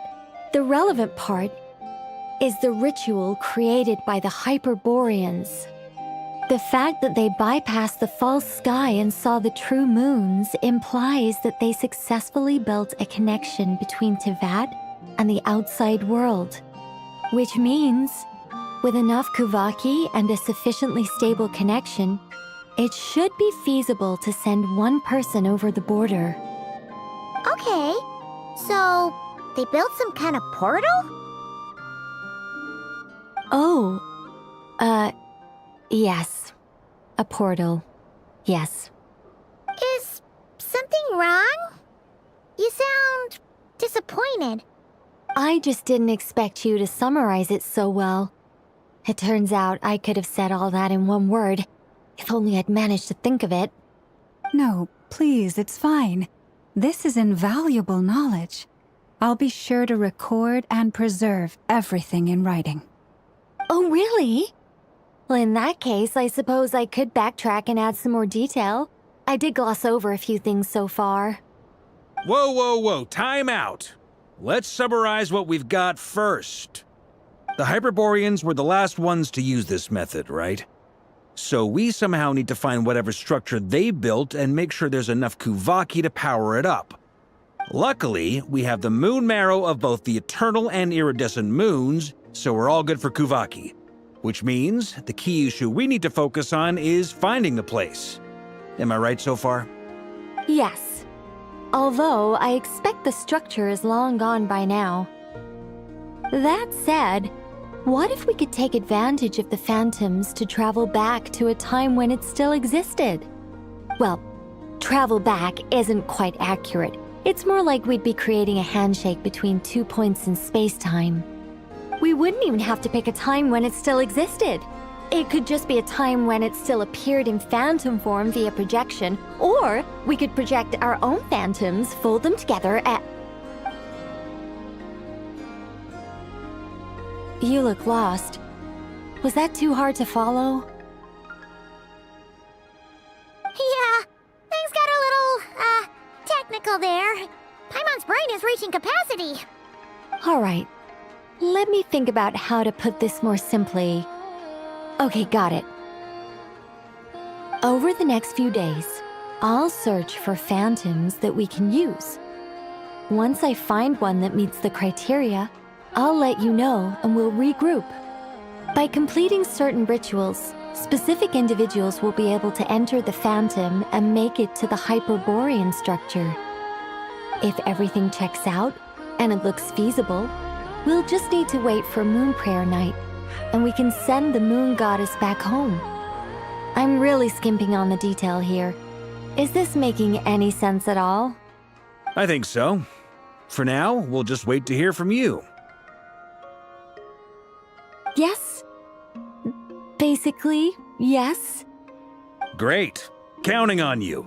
In the meantime, we'll focus on finding the moon goddess's name.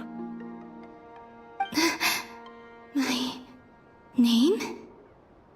Are they looking for a way to stop me from disappearing? Excuse me, Miss... Go on, Miss Nicole. The this conversation was a little all over the place. I didn't catch your name. I am Lauma, of the Frost Moon Scions. Ah, I did wonder. I noticed that you listened very intently when I spoke about Hyperborea and the moon's history. If you'd be interested, I'd love to visit you this evening and go through it again in greater detail. Also, if you were serious about making a record, it would be too risky to simply write down the raw details as is. I would suggest some tweaks. Maybe rewrite the stories as fairy tales or fables, perhaps even prayers. Anyway, we can cross that bridge when we come to it. So, see you later then? Oh, and no need to prepare anything. Just a cup of tea will do. See ya! She seems friendly. It's just... It's so nice to find someone who's actually willing to listen. I've been dying for a chance to finally go through all this systematically from start to finish. Any longer and I'd probably start forgetting it.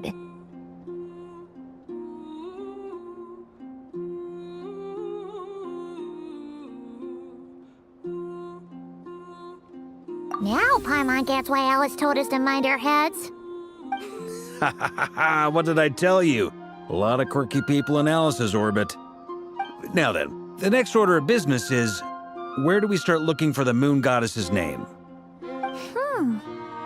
Maybe the rest of what Nicole has to say might give us some clues. Once I've heard her out, I'll summarize the salient points and share them with you all. I'm also inclined to review our other documents. Yes, our faith was first established by our Hyperborean ancestors, but many of the more factually accurate records are from after Kutar's birth. Sounds like we're gonna follow Columbina's journey through Teyvat, huh? In that case, we'll start by heading to the Frost Moon Enclave. Sounds like a plan. Take this with you. I'll see about getting in touch with the Fatui. It'll probably just be Arlecchino and Sandroni again. They're the only ones who would want to help. Thank you, Mr. Varka. Don't mention it. Honestly, I'm more comfortable dealing with the Fatui than prying into the details of a young lady's childhood. Catch you later. I should follow them, just in case there's some way that I can help.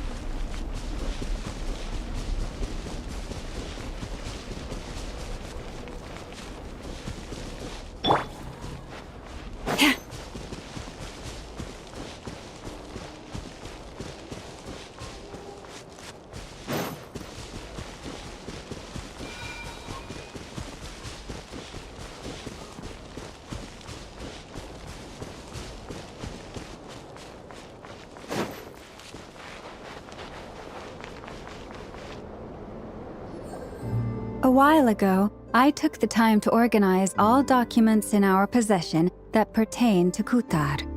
What you see here is the material I consider reliable. You're saying there's unreliable material too? Yes. Most of the information we have was transmitted through an oral tradition. Inevitably, some of her stories were mythologized and deified over the years through countless retellings. That's why I organized them into reliable and unreliable. There's no sense seeking answers in history unless we can ensure the veracity of the historical record. Makes sense. All right, let's take a look through.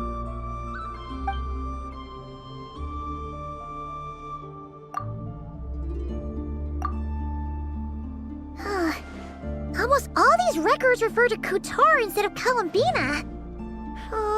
Although neither of those is her real name. Paimon's not sure what point she's trying to make. What we can gather from these records is that the Frost Moon Scions worshipped her as a god, placing impossible expectations upon her. I cannot fault them for their earnest faith, but for all their devotion, worshipping her day in, day out changed nothing. I imagine that none of it resonated with Columbina. It wouldn't surprise me if, even back then, she had already begun to reject the name Kutar and everything it represented. Lama speaks the truth. When I heard them call upon Kutar with hope and expectation in their voices, they may as well have been calling upon somebody else.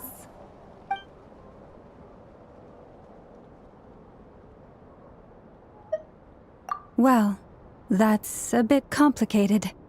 I looked at the level of detail, perceived authenticity, prose style, and how realistic their portrayal of Kutar seemed to be. Amongst the Frostmoon scions of today, only I know of her existence, and I alone have spoken to her face to face. As such, I know that there are certain things she simply would never do. That being said, I have sensed some changes in her lately. Changes? Me? Oh, seems like this is getting us nowhere. Oh, for what it's worth, why don't we check the unreliable sources too? Sure. Give me a moment.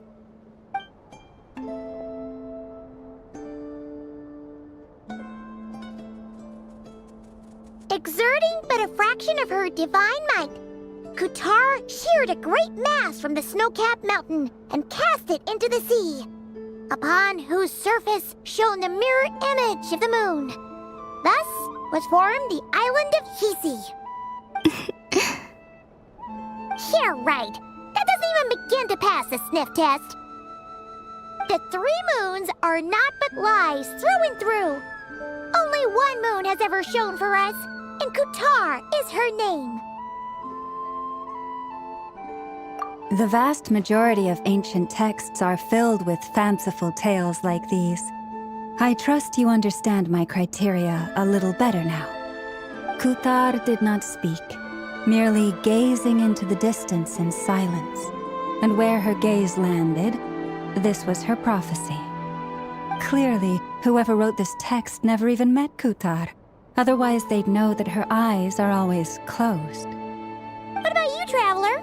What are you reading? Come on, let Paimon see. The child wished to build a wooden nest with which to shield a fledgling bird from the cold. But being so young and lacking in strength, the child could not snap the branches from the trees. Kutar was passing by. Upon seeing the child, she summoned forth a Kuhenki, who built a beautiful nest for the child. I remember that. Not knowing the meaning of Kutar's divine intervention, the child dared not to respond, and thus ran home to call their parents. But Kutar was gone. The moon chanter declared the event a miracle and took the nest as a relic, placing it on high for all to see. The child was named as one favored by the goddess and was greatly respected amongst the people. Yet, no further miracles were bestowed, and this matter was forgotten in but a few years. Huh. Any thoughts after reading that?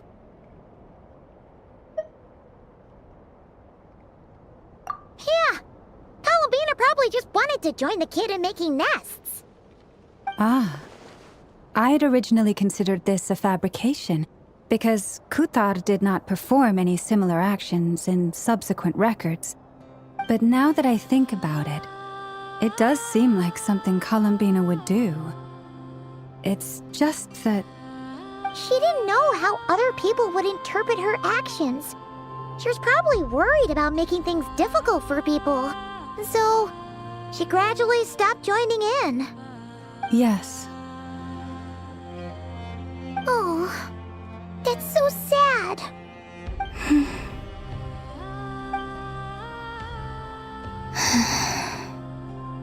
And now, I can make no such gestures of warmth, even if I want to.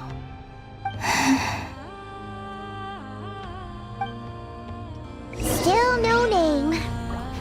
That's a bit of a shame. But we did learn some interesting stories. That's gotta count for something. Varka said he was gonna set up a meeting with Arlecchino and Sandrone, right? Let's go back to Nasha Town and see how he's doing.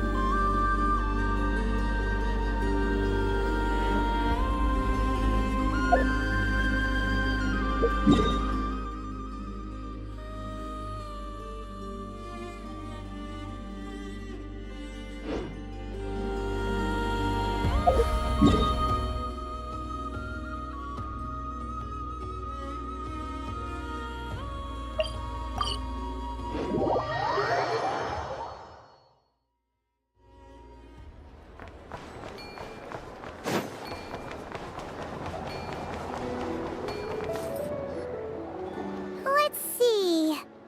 There's Varka. Oh, and it's Durin and Albedo too. Yeah, this is pretty much the same place we bumped into each other last time. I convinced them to stick around a little longer. We were all waiting on people, so I figured having a little company would help pass the time. Ah, so you've been waiting for us? Does this mean that you've already arranged things with the Fatui? Sure does. Now you're back, we can go meet up with them together. How'd your investigation at the Frost Moon Enclave go? Well, we didn't find out Columbina's true name. But apart from that, it went pretty well.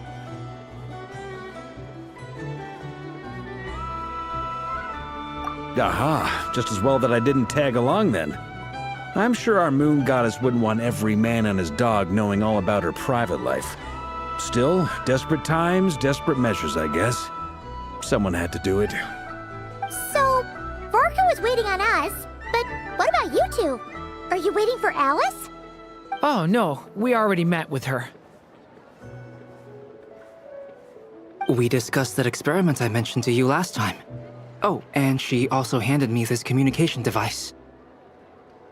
That's right. I understand she informed you about the relationship between the phantom phenomena and Tevat's borders, yes? She wants me to help her with some more experiments on that front. She said that she'll contact me through this device with more information. Ah, I see. Following instructions and making observations. Pretty common research method. Takes me right back to Albedo's lab. Wait, then who exactly are you meeting? Someone you know. Albedo's met him too. But I don't think Miss Lauma or the Grand Master have been introduced. Introductions are overrated, especially in cases like this. It's you!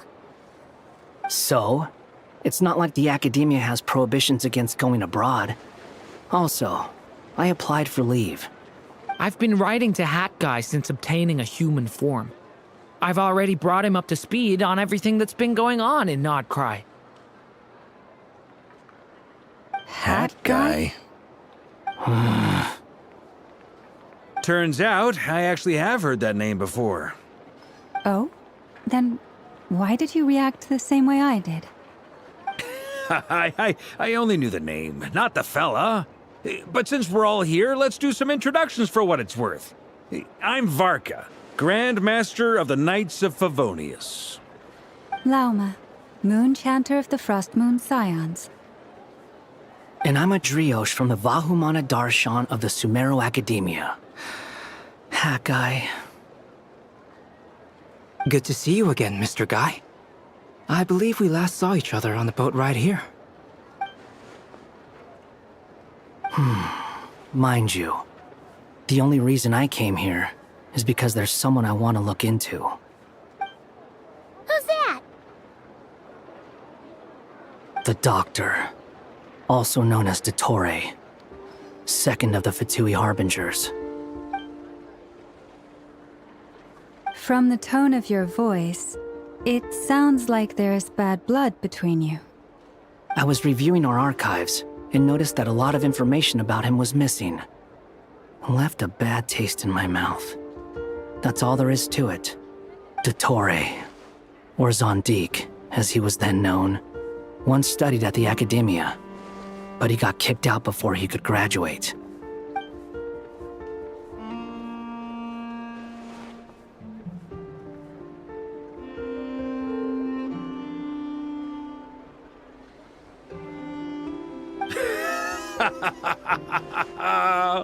So the Harbinger's #2 man is a college dropout? How embarrassing for them. Last we heard, he was planning something.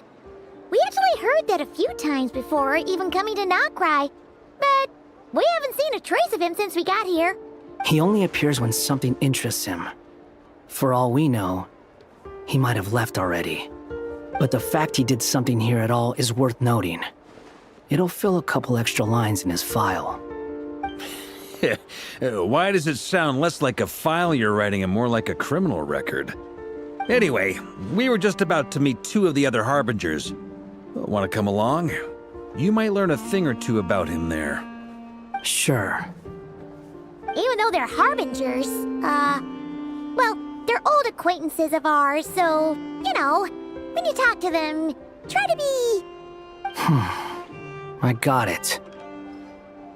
The Frostmoon Scion's relations with the Fatui remain tense. Forgive me if I do not attend. In that case, we'll continue assisting Miss Alice with her experiments. Good stuff. Everyone's having a fruitful time. All right, we better get going. I'll lead the way.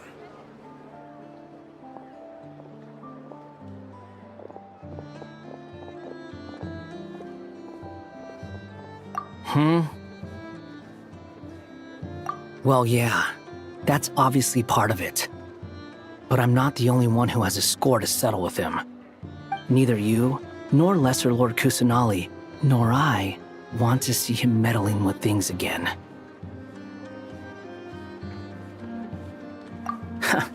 What's the hurry? Don't worry. Pigeons always know which way home is.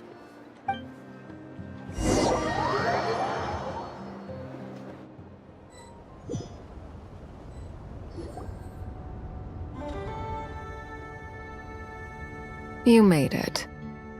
Who is this? A scholar from Sumeru. They call him Hat Guy. He's an old friend of the Travelers. Wait, this is the academia representative you wrote about? He doesn't exactly look the part. I believe this will prove my identity. You'll notice it bears the seal of the Sanctuary of Surasthana. Well, what do you know? So it does. All right then. My mistake. It's fine. I expected as much.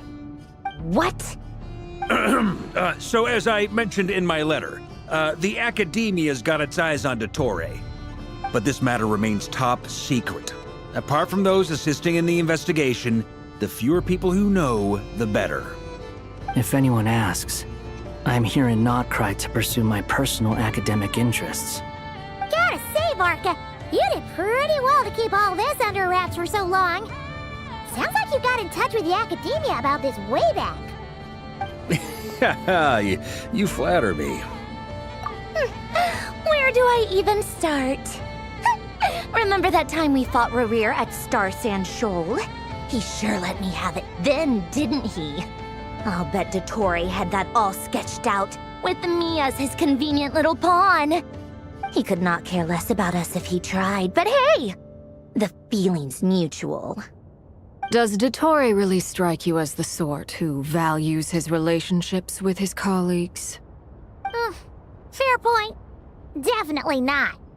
Which is why I always keep my guard up whenever he starts making suspicious moves. To that extent, our motivations align. On top of which, I consider you trustworthy people. Now, back on topic. In the wake of the Reikir of Solnari episode, Sandrone and I grew suspicious about Dottore's complete inaction during the entire affair. So we tried to find out what he'd been up to, but unfortunately to no avail. He never lets anyone in on his plans. The more he cares about something, the more secretive he gets. Indeed. Perhaps he believes that by keeping a low profile, he can avoid trouble. But that trick isn't going to work on his colleagues. Yeah, I mean, he's been researching the ancient moon's remnants. And he's been trying to get his paws on the moon marrows. Only an idiot would believe he doesn't have something more planned. With this in mind, I returned to Snezhnaya and relayed my thoughts to Her Majesty the Tsaritsa. entreating her to have him recalled. That's pretty direct. Did the Tsaritsa agree? Yes. I made it abundantly clear that the Fatui's business in Nodcry is almost concluded, and we do not need 3 harbingers in this territory. Her Majesty concurred. Accordingly, Dottore has returned at her orders. I imagine he is continuing with experiments, which no one besides he would ever have any interest in. Common sense might mean nothing to him, but he's not stupid. He knows that no good can come from opposing the Tsaritsa. Smarts alone won't get him all the way. He needs the Rooster's resources and Regrator's Mora, both of which the Tsaritsa can strip from him by waggling a finger. But doesn't he have a track record of publicly following orders while going against them in private? He probably has it down to a fine art by now. Wouldn't put it past him. We worked together on a research project once. Only briefly, but it was enough to show me that we're fundamentally different people. He has no interest in doing things methodically, stage by stage. His thoughts jump all over the place, and the moment his curiosity is satisfied, or he gets the results he wants, he disappears. The only similarity we share is that, once we set our minds on doing something, we will see it done, whatever it takes. Oh, we definitely saw some of that in your battle with Rerir. You got so competitive.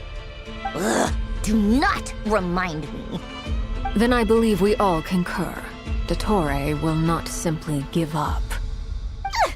Fantastic. Now this is turning into a whole day of unpleasant memories. Ugh. Are you talking about the moon marrow stuff?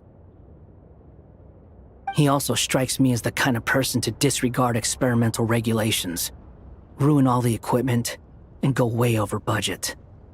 Then leave the first person he can find to deal with the fallout. Exactly. This one time, he was running some high-temperature experiment and the substance exploded. But does he care? No. He orders his subordinates to open the device so he can observe the results, which causes the gas inside to leak out. That gas was poisonous. If I hadn't been there, who knows how many people might have died. And after all that, he left while I was still cleaning up after his mess. What a waste of time, he said. Waste of time? The nerve! He wasted my time! You've been bottling that up for a while, huh? Hat guy, I must say, you seem awfully familiar with internal Fatui affairs, especially when it comes to Dottore. Thank you, Lady Harbingers, for providing such valuable information. I have no other questions for now, so I'll be on my way. Wait, what? You're just gonna leave? You're welcome to join if you want. Ugh. Just when Paimon thought he'd finally mellowed out.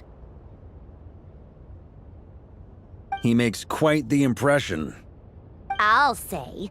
I've met tons of headstrong people, but not many of them would join me in bad-mouthing Dottore. Anyway, back to the main agenda. Barca, you said that Columbina has gone missing? Or rather, disappeared. Yeah. We're working on building a connection between her and this world. The simplest method is to find out her real name. I've actually asked her that question before, but she said she didn't know. Considering our relationship, I doubt she was lying to me.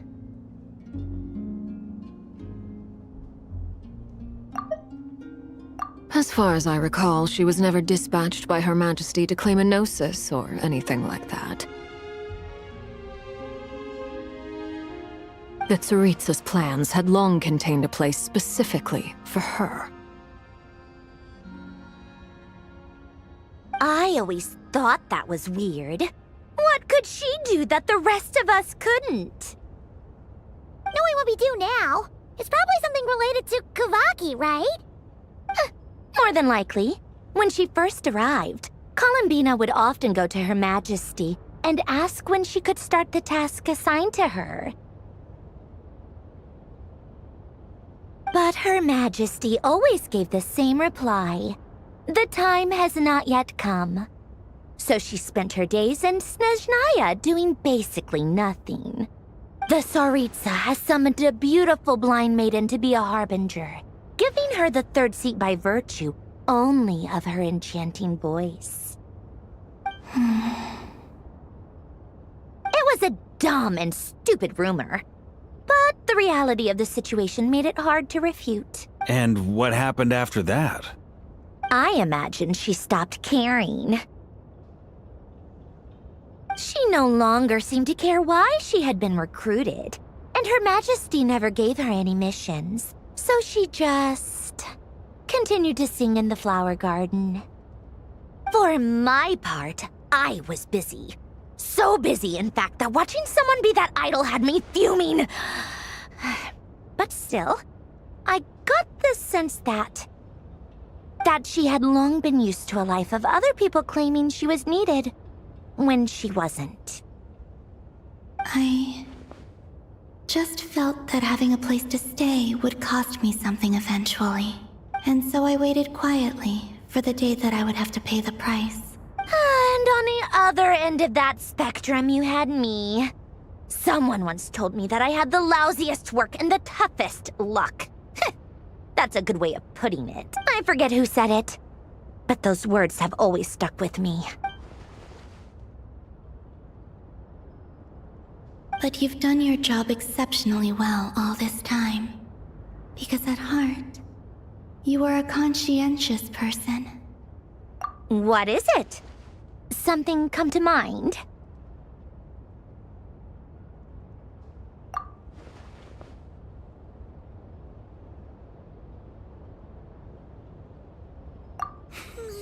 That makes sense. Nothing screams "you are needed" like your name shouted from across the town. Well, good luck with it. But if you ask me, Kalambina is still the most shoutable name. I'm just so used to it now, after all the arguments we've had. I can't be bothered trying to remember another name for her. Nor I. Sandrone.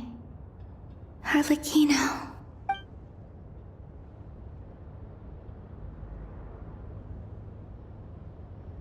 Huh! It's a Sealy! Does that mean Nicole has news for us? Ladies, I thank you for your hospitality. If the chance ever comes up, I definitely owe you both a drink sometime. I'm sure it will. You can make your own way out. Heck, you've been here enough times, you probably know your way around better than I do. Okay! Time to do what adventurers do best. Follow that Sealy!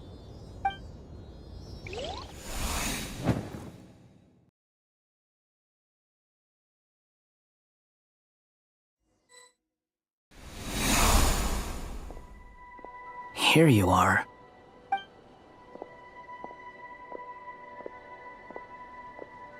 Oh, Hat Guy.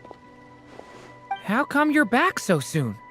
Did things go all right with the Fatui? Fine. Dotori's been summoned home by the Tsaritsa. Couldn't get much more than that. How about you? Any progress with the investigation? Unfortunately not. We've tried everything. Different phantoms, different locations, different points in history. But the results are the same each time. Abyssal monsters roaming the land. People crying out in despair, with no hope of being rescued. Every time I see it, I can't help but think, is this what it was like in Mondstadt when Dragonspine Durin attacked? And if I fail in the task I've been given, will I create yet another tragedy? That's just meaningless speculation. When we encountered similar phenomena previously, I tried to interfere with those illusions, using sounds and lights to guide them.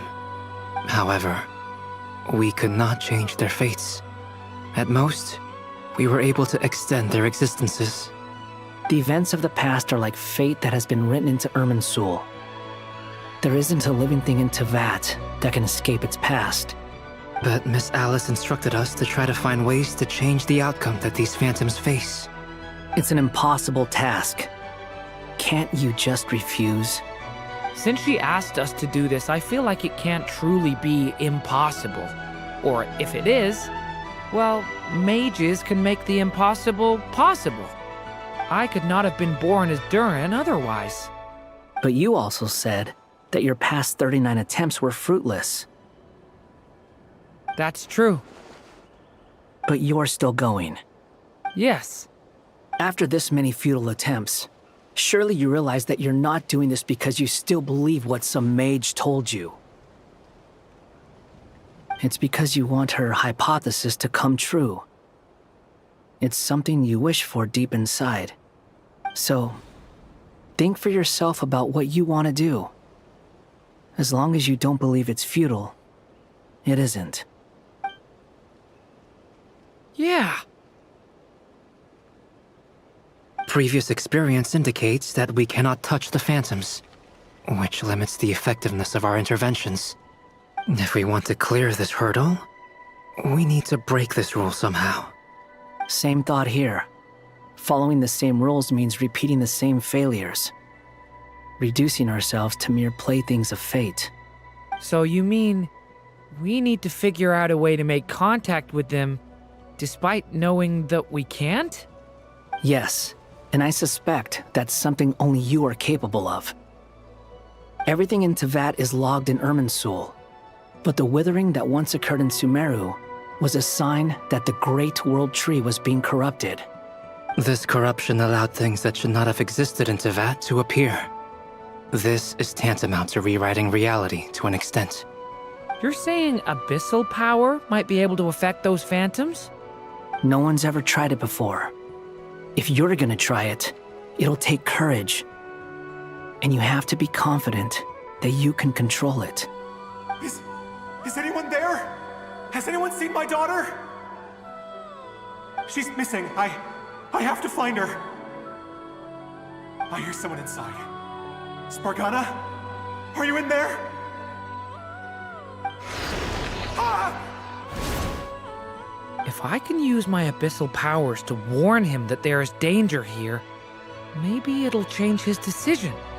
Maybe he'll stay away. Yes. The important thing is not the nature of the power, but rather how you use it. To intimidate and obstruct. Sounds about right for the Abyss. Let me try. I should be able to influence that thing. Have you seen a little girl? What? This isn't the time for that! Just run!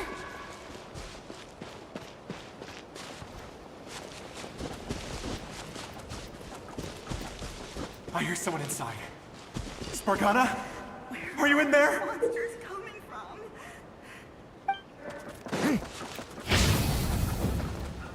Watch out!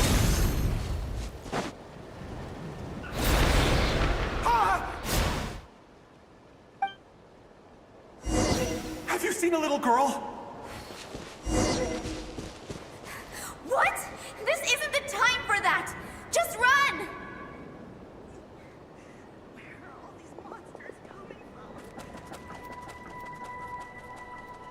I hear someone inside. Spargana? Are you in there?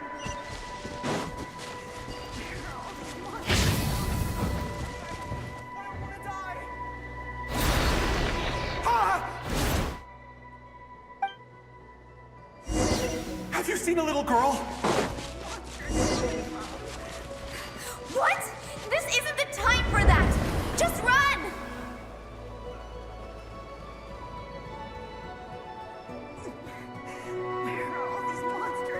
I hear someone inside. Spargana? Are you in there? What is this? Looks dangerous. I should get out of here.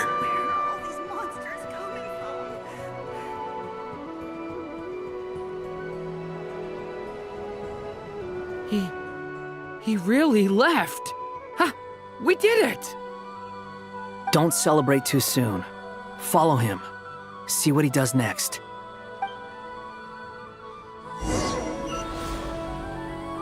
Monsters approaching from the front.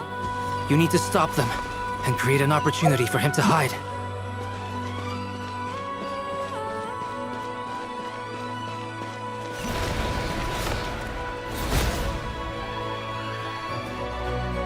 Help me!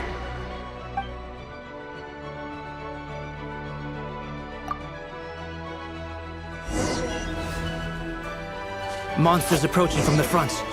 You need to stop them and create an opportunity for him to hide.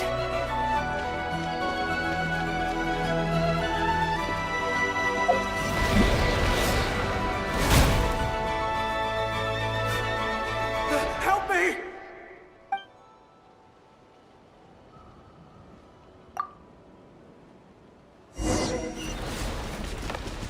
Monsters approaching from the front. You need to stop them and create an opportunity for him to hide.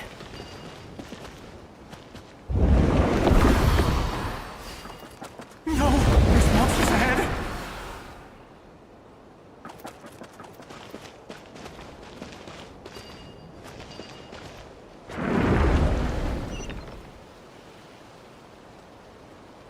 Wait, is that the barrier I saw earlier?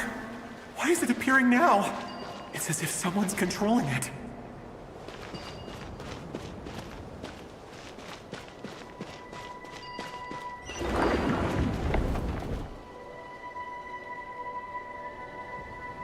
The monsters are gone. Is it safe now?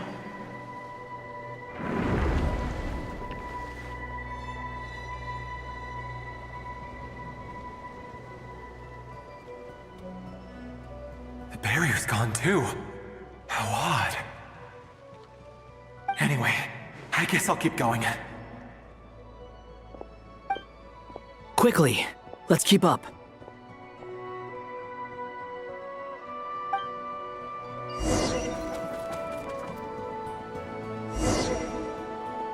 Wait, there was someone else here? Don't go any further. We've got anti-monster traps laid out everywhere. But my daughter must just be up ahead. I have to go. This way's blocked.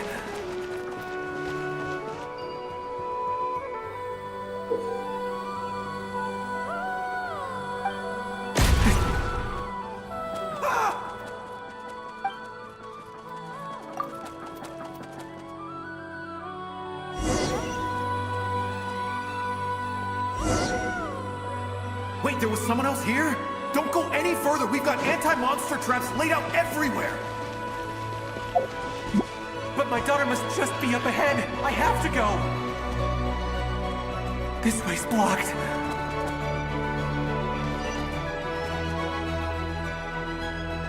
We might be able to use the explosives over there, but we need to take care not to hurt him. I'll use the barrier to keep him at a safe distance.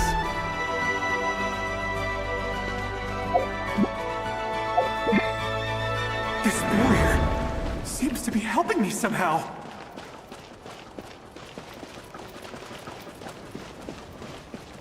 Hey, hey, wake up! Oh, no good.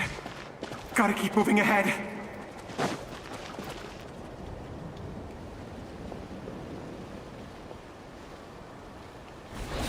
So many monsters! There's still a chance, Durin. Use the traps.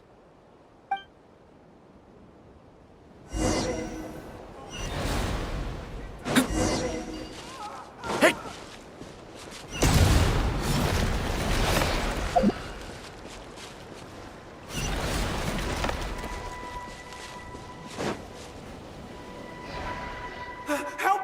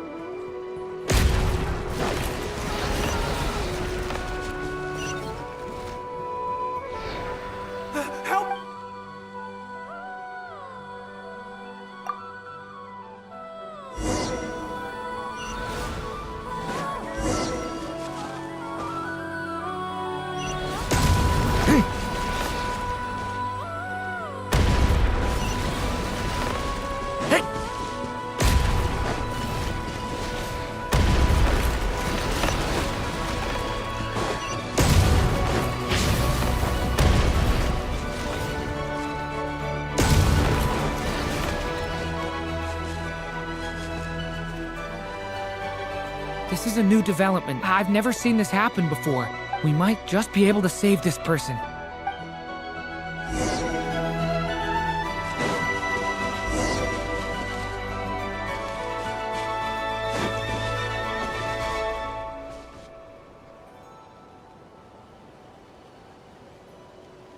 Hello there.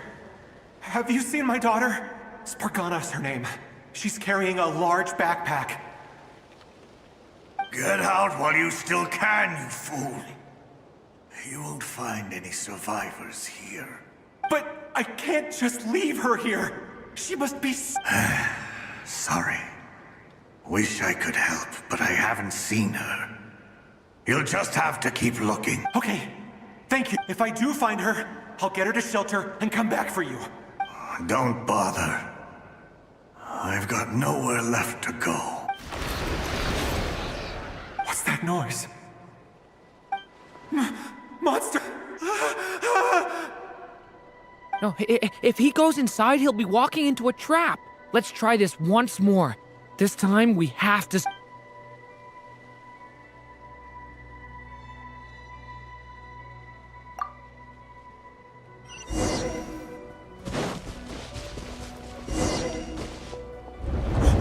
Why? How will I know where Spargana's gone like this? You know what? I'll trust this strange barrier. It's gotten me this far after all.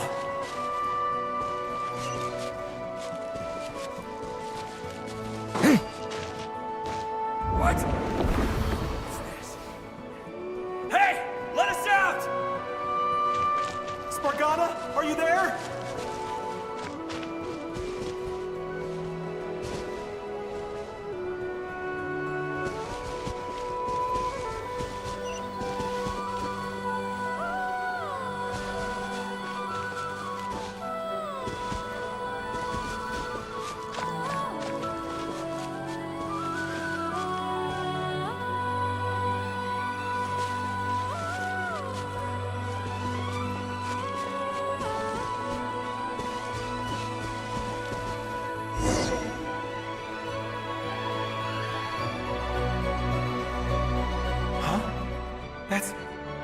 That looks like one of my daughter's books!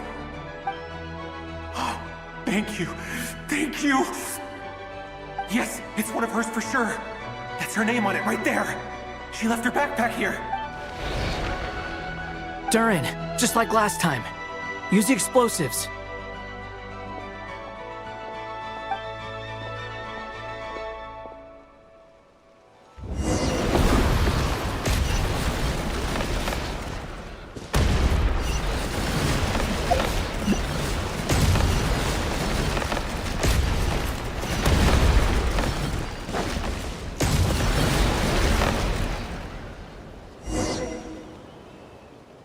It won't work.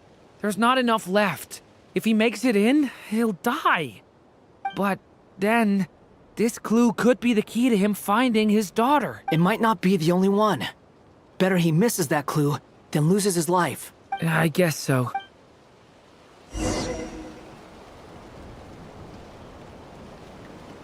Stop him, Durin. We can't let him get any further in. That's my daughter's book! She's passed this way! Why? Why won't you let me go? I've searched and searched and searched just for this! But how will I find her without any clues? I no longer have anywhere else to go.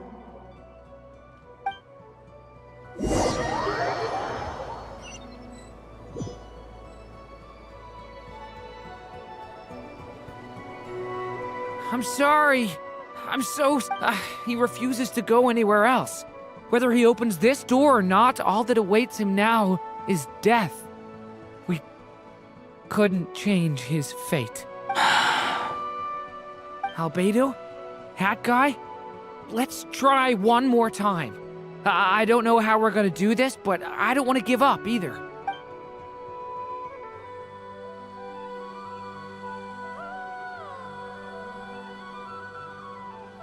Why am I here? What's going on? All these scenes running through my head. Where are they from? Huh? What's going on? His reactions have changed. How many times have I... What's happening to me? Huh? Wait, who are you? You can see us now? I feel like I always could, but that I only just realized you were there. I'm sorry, I don't know how to describe what I'm feeling.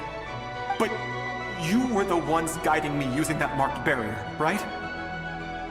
I haven't done anything yet, but those monsters, those deaths, they feel like memories. Like things I really did experience. I won't find my daughter. In fact, I'll ultimately die trying to find her. Isn't that right? Well, no, it isn't. Yes, it is. Even so, we're trying to find a way out of this. You've not seen my daughter either, have you? It seems she really isn't here.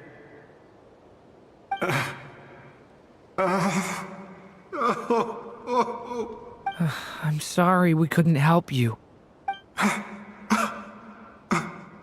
I'm just... tired. Maybe this is destiny. Maybe it doesn't matter how hard I search. How long do I have left? Experience says 15 to 20 minutes. 15 to 20. Thank you for all your help. Let's rest a while. You look exhausted too. Now's not the time for you to start pitying us. It's not pity. I'm just realizing that I've only got 10 or so minutes left. You know?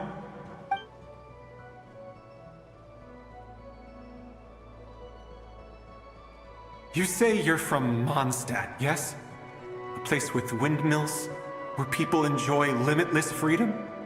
And you're from Sumeru, where they've built an academy into a giant tree? Yes. It seems you've never heard of either place. Those names are unknown to me, I'm afraid, yes. Have you heard of Hyperborea? I have, but I heard that it was destroyed in the distant past. I see. That was where my ancestors once lived. What about Delphi Pytho? Was it later rebuilt? I've never heard that name. Then what about Salvindagnir? I have seen that name on stone tablets on Dragonspine. But I'm afraid the only things left of that place are its ruins. I see. Sure enough, there was no way to turn this around, huh?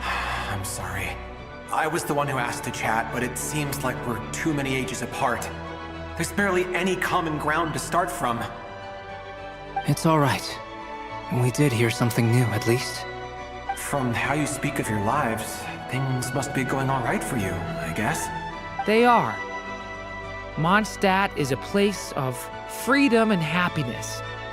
There's a lot of good people in the church and the Knights of Favonius, and even outsiders find that it's an easy place to feel at home. We have festivals a few times a year. Everyone gets together to drink, sing, and be merry. Sumeru is a lot more uptight.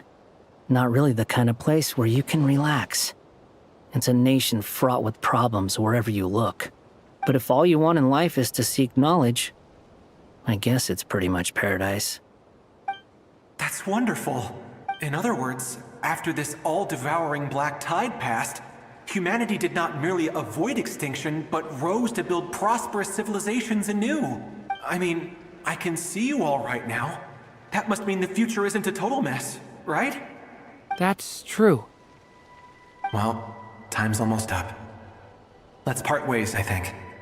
Might be best if you don't waste too much time on me. The chances are slim, I know, but I'd like to spend these last few minutes looking for Spargana. If things work out, I'd love to tell her about what I've heard. May we meet again. Well, or not, most probably. In that case, may your wishes come true.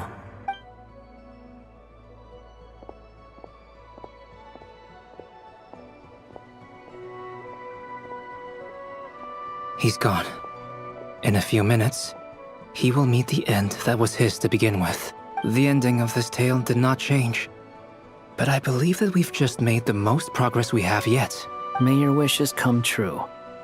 If only it were so simple. Hat guy, could I ask you a question? You've never talked about your past. It seems complicated, and it weighs heavily on you. Would you be willing to tell me about it? I mean, sometimes it's better to get things out in the open. Take that guy we try to help, for instance. At least he said goodbye with a smile. I know about Albedo's past. Our experiences are very similar, and he created me. As for you, you're my first friend, and you've witnessed every step I've taken. But by comparison, I know nothing about you. Either way, I mean, we're still best friends. But if I knew more about you, I might understand your thoughts a bit better. I've told you about myself. I'm a student at the academia. And what did you do before that? Prepared for the entrance exam? All right. If you really don't want to talk about it, I won't press you any further. I was a puppet built from the branches of a white tree, using technology left behind by the Conrian schools of mechanical engineering. A white tree? You mean an Irminsul tree? Yes. A branch of Irminsul that was once connected to the main tree. So you had a human creator too? Yeah. But my creator abandoned me after deciding that I was a failure. After that,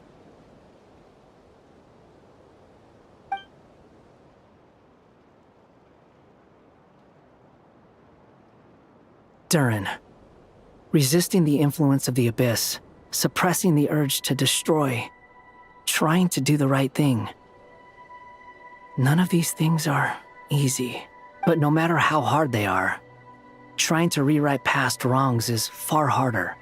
You asked me if you would create a new tragedy if you failed.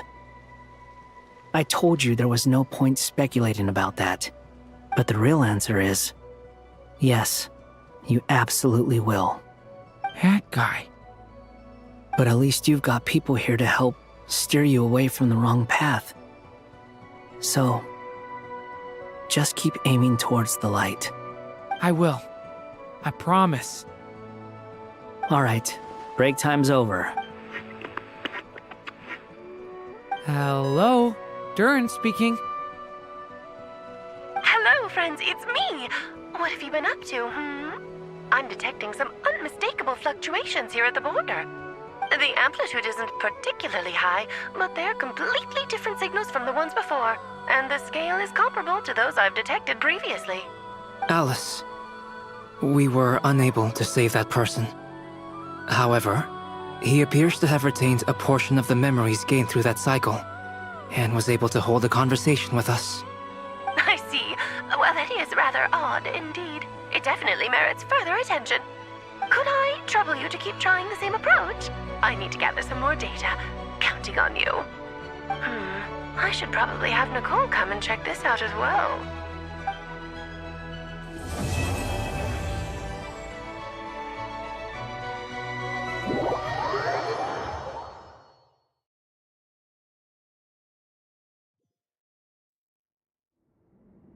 There you are. I was worried you might stop to collect treasure chests opened by the Seelie along the way. It would have taken you so much longer to get here. Another conversation I cannot hear. I am delighted to see that you understand what takes priority, and that your adventurer's instinct has not swayed your resolve. Really, I must applaud you for it. You should know. Paimon's head. Okay, I'll try and keep it short. My senses are telling me that this is where we shall find the entrance to the ruins. Oh, cool! Well, what are we waiting for? Let's open it up and see! Patience. This was a sanctuary of great importance to the Hyperboreans. A special process is required to open the gate. Oh! Like the place that housed the Eternal Moon's Marrow? Okay, so what's the plan? Need us to do anything? And just the short version, if you can. Ah. Alright then. I was planning to start with some background on the invention of these techniques. Are you sure you don't want to hear it? It's quite informative. Remember what you were saying about priorities? Fine. Simply put, we need 3 human representatives to successfully undergo a process of Kuvaki resonance. Think of it as a test from the 3 moon goddesses to see if the entrants are qualified, with the most recognizable qualification being Kuvaki. Pretty sure Lauma would ace that test. Oh, wait. We need 3 people. I also have no doubt that the Moon Chanter would be qualified.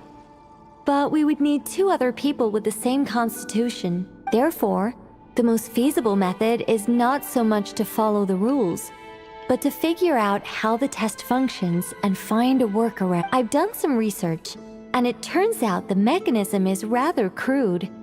We'll simply need humans to stand before it who have sufficient Kuvaki energy within them. I'm with you so far. How do we get the Kuvaki in them? The easiest way would be transfusion. Take some Kuvaki from Nocturne's soil, put it into the bloodstream, and get it circulating in the body. So we're going to cheat on the test? Precisely. There are other methods, but this is the simplest one. Cheating the system is much easier than trying to hide from it. Huh? Sorry? Does the idea of cheating upset you, Miss Lauma? No, that's not it. I suddenly had an idea. Oh, what is it? It's about Moon Prayer Night. I figured out a way for Kutar to join in the festivities. Huh? But as Paimon said, we need to have our priorities straight. Let's get back to the test. I'll follow up with Nefer on the festival arrangements. Oh, okay. Anyway, is this really the best method we have? A Kuvaki transfusion sounds dangerous, no matter how you slice it. If you think that's dangerous, wait till you hear the other methods. I'd be more than happy to go through them if you'd like. There are several. No need, we're good. Let's go with this one. Very well. Kuvaki transfusion it is. Now, I should mention that the risks can be greater or lower depending on individual compatibility. It would be rash to simply infuse the Kuvaki and hope for the best. If the body rejects it, the reaction can be quite severe. The symptoms are similar to another condition that some people living here suffer from, known as congenital Kuvaki sensitivity. So, before we execute our plan, I will perform a simple test of my own to see who is compatible and who is not. Once that is done, we will have to complete the resonance process as rapidly as possible. The participants must remain stationary while the Kuvaki circulates and bonds with them, and they mustn't eat or drink anything. What? No eating or drinking? That's some hardcore fasting. They'll all be monks by the time they're through. 3 days. Oh, that's so long! And we still need to find 2 more people who are not just compatible, but also willing to volunteer. Fasting? What are they talking about? Really? Don't you want to think this through? Haha, count me in too. 3 days without food? I can handle that. Miss Nicole has made it clear that this is the easiest way. The way I see it, there's nothing else to discuss. It's time to step up.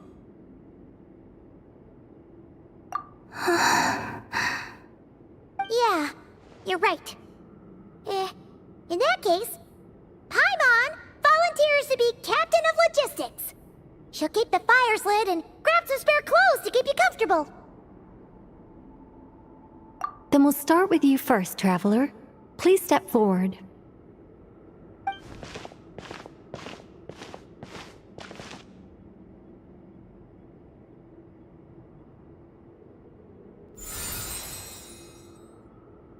How's it going? Do you feel anything?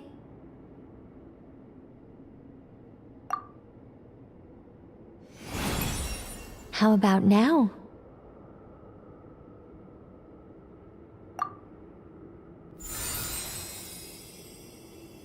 And now?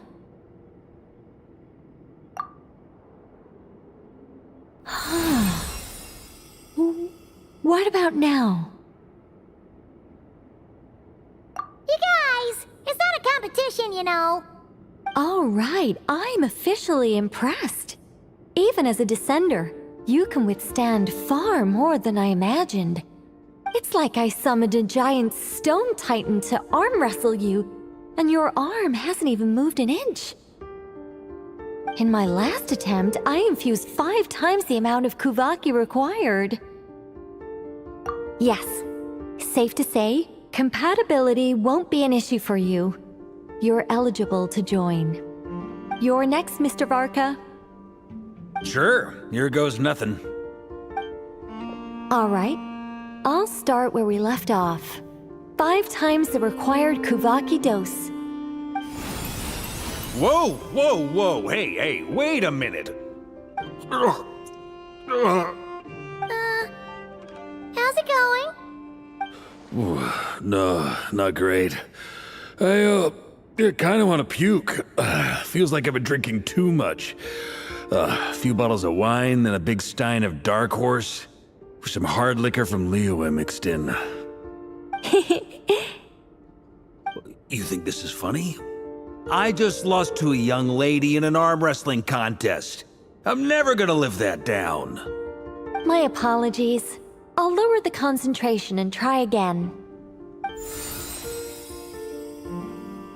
Oh. How's it going now? I'm not as dizzy as last time, but I can still feel it pulsing around. In that case, you wouldn't be an ideal choice, Mr. Varka. Let's try someone else. Okay. Let's go ask some of our other friends then.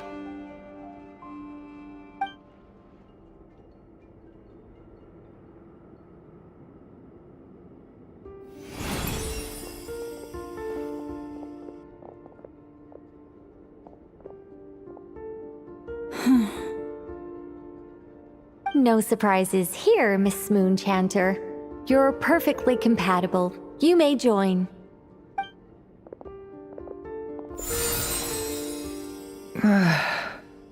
I'm getting a slight headache. Shame. You were so close. Whoa, I'm itching all over. Allergic reaction. We can't have that. Huh? Well, are you gonna start a what? The Hexen Circle is an organization that cares for and protects children.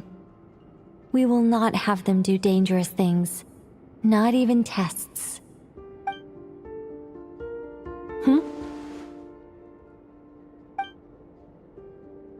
Is something the matter? The candidates have to be human. I guess that rules me out too. Huh. Everyone except the Moonchanter got beaten. Guess I don't need to feel so bad after all. I mean, looks like this isn't gonna be as easy as we thought. Perhaps I could ask for volunteers among the Frost Moon Scions. I'll see about talking to some trusted Lightkeeper colleagues. Itlua springs to mind. In fact, I think we had some former Frost Moon Scions join our ranks recently.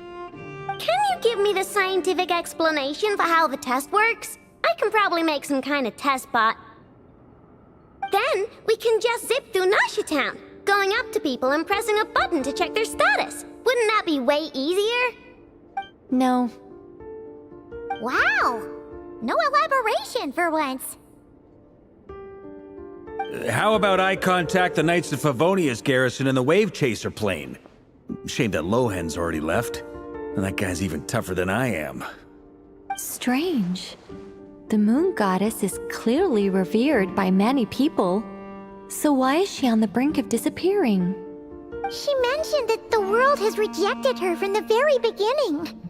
And when we fought the Reikir of Solnari, it seemed like she exhausted her power for our sake. Also, Paimon's not sure revered is the right word for how people feel about her. Gratitude, certainly. For my part, anyway. It's basic reciprocity. She helped us, so she deserves our help in return.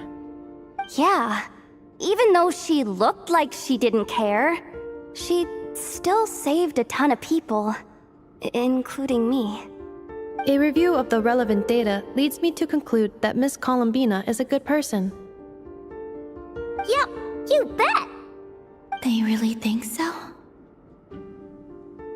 I'm super surprised that Columbina isn't her actual name, though. I think it really suits her. It's light and graceful and... yeah, just a really pretty name. I know, right? Unfortunately, that's not our decision to make. Columbina. That was the code name the Fatui gave me. But it also came up in the song I heard when I was born. But... is that really all there is to it? What do I truly think of my own name? Is there anyone left who will still call me by that name?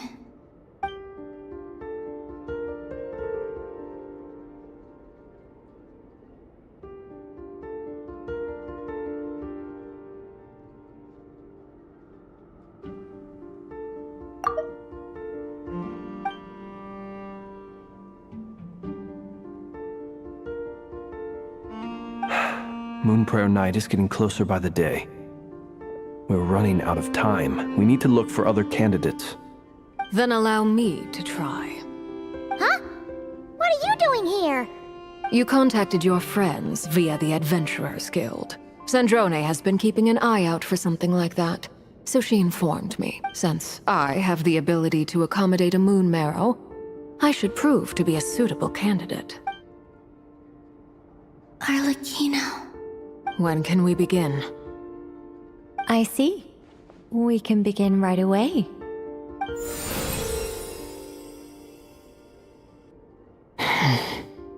How was it? Did you feel any discomfort? Not at all. Then it seems we shan't need to look for additional candidates after all. Great! Cool. Alright, like Paimon said, the rest of us can take turns making sure the three of them stay warm and comfy. Then, my job is to take care of the caretakers. I will ensure everyone receives food and accommodation. I'm ready as well.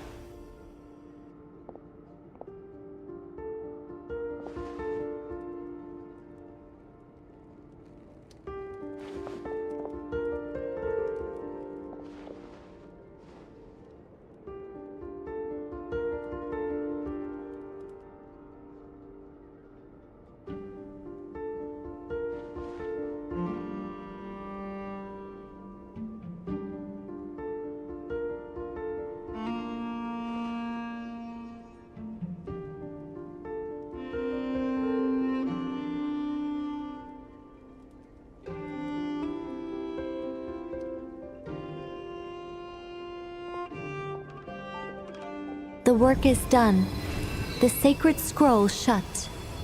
The stars grow dim, the people silent. The white sun sets, the silver moon rises.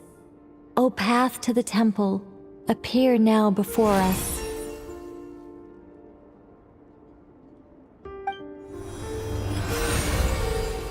Wow!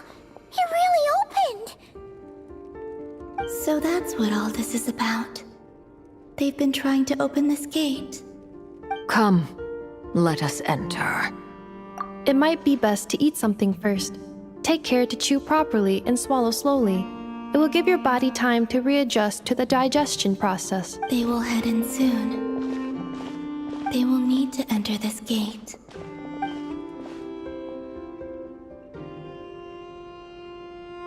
Huh? I cannot pass through. Is it because I have no physical body? It has been 3 days. My strength has all but completely faded. Can I really hold on until Moonprayer Night?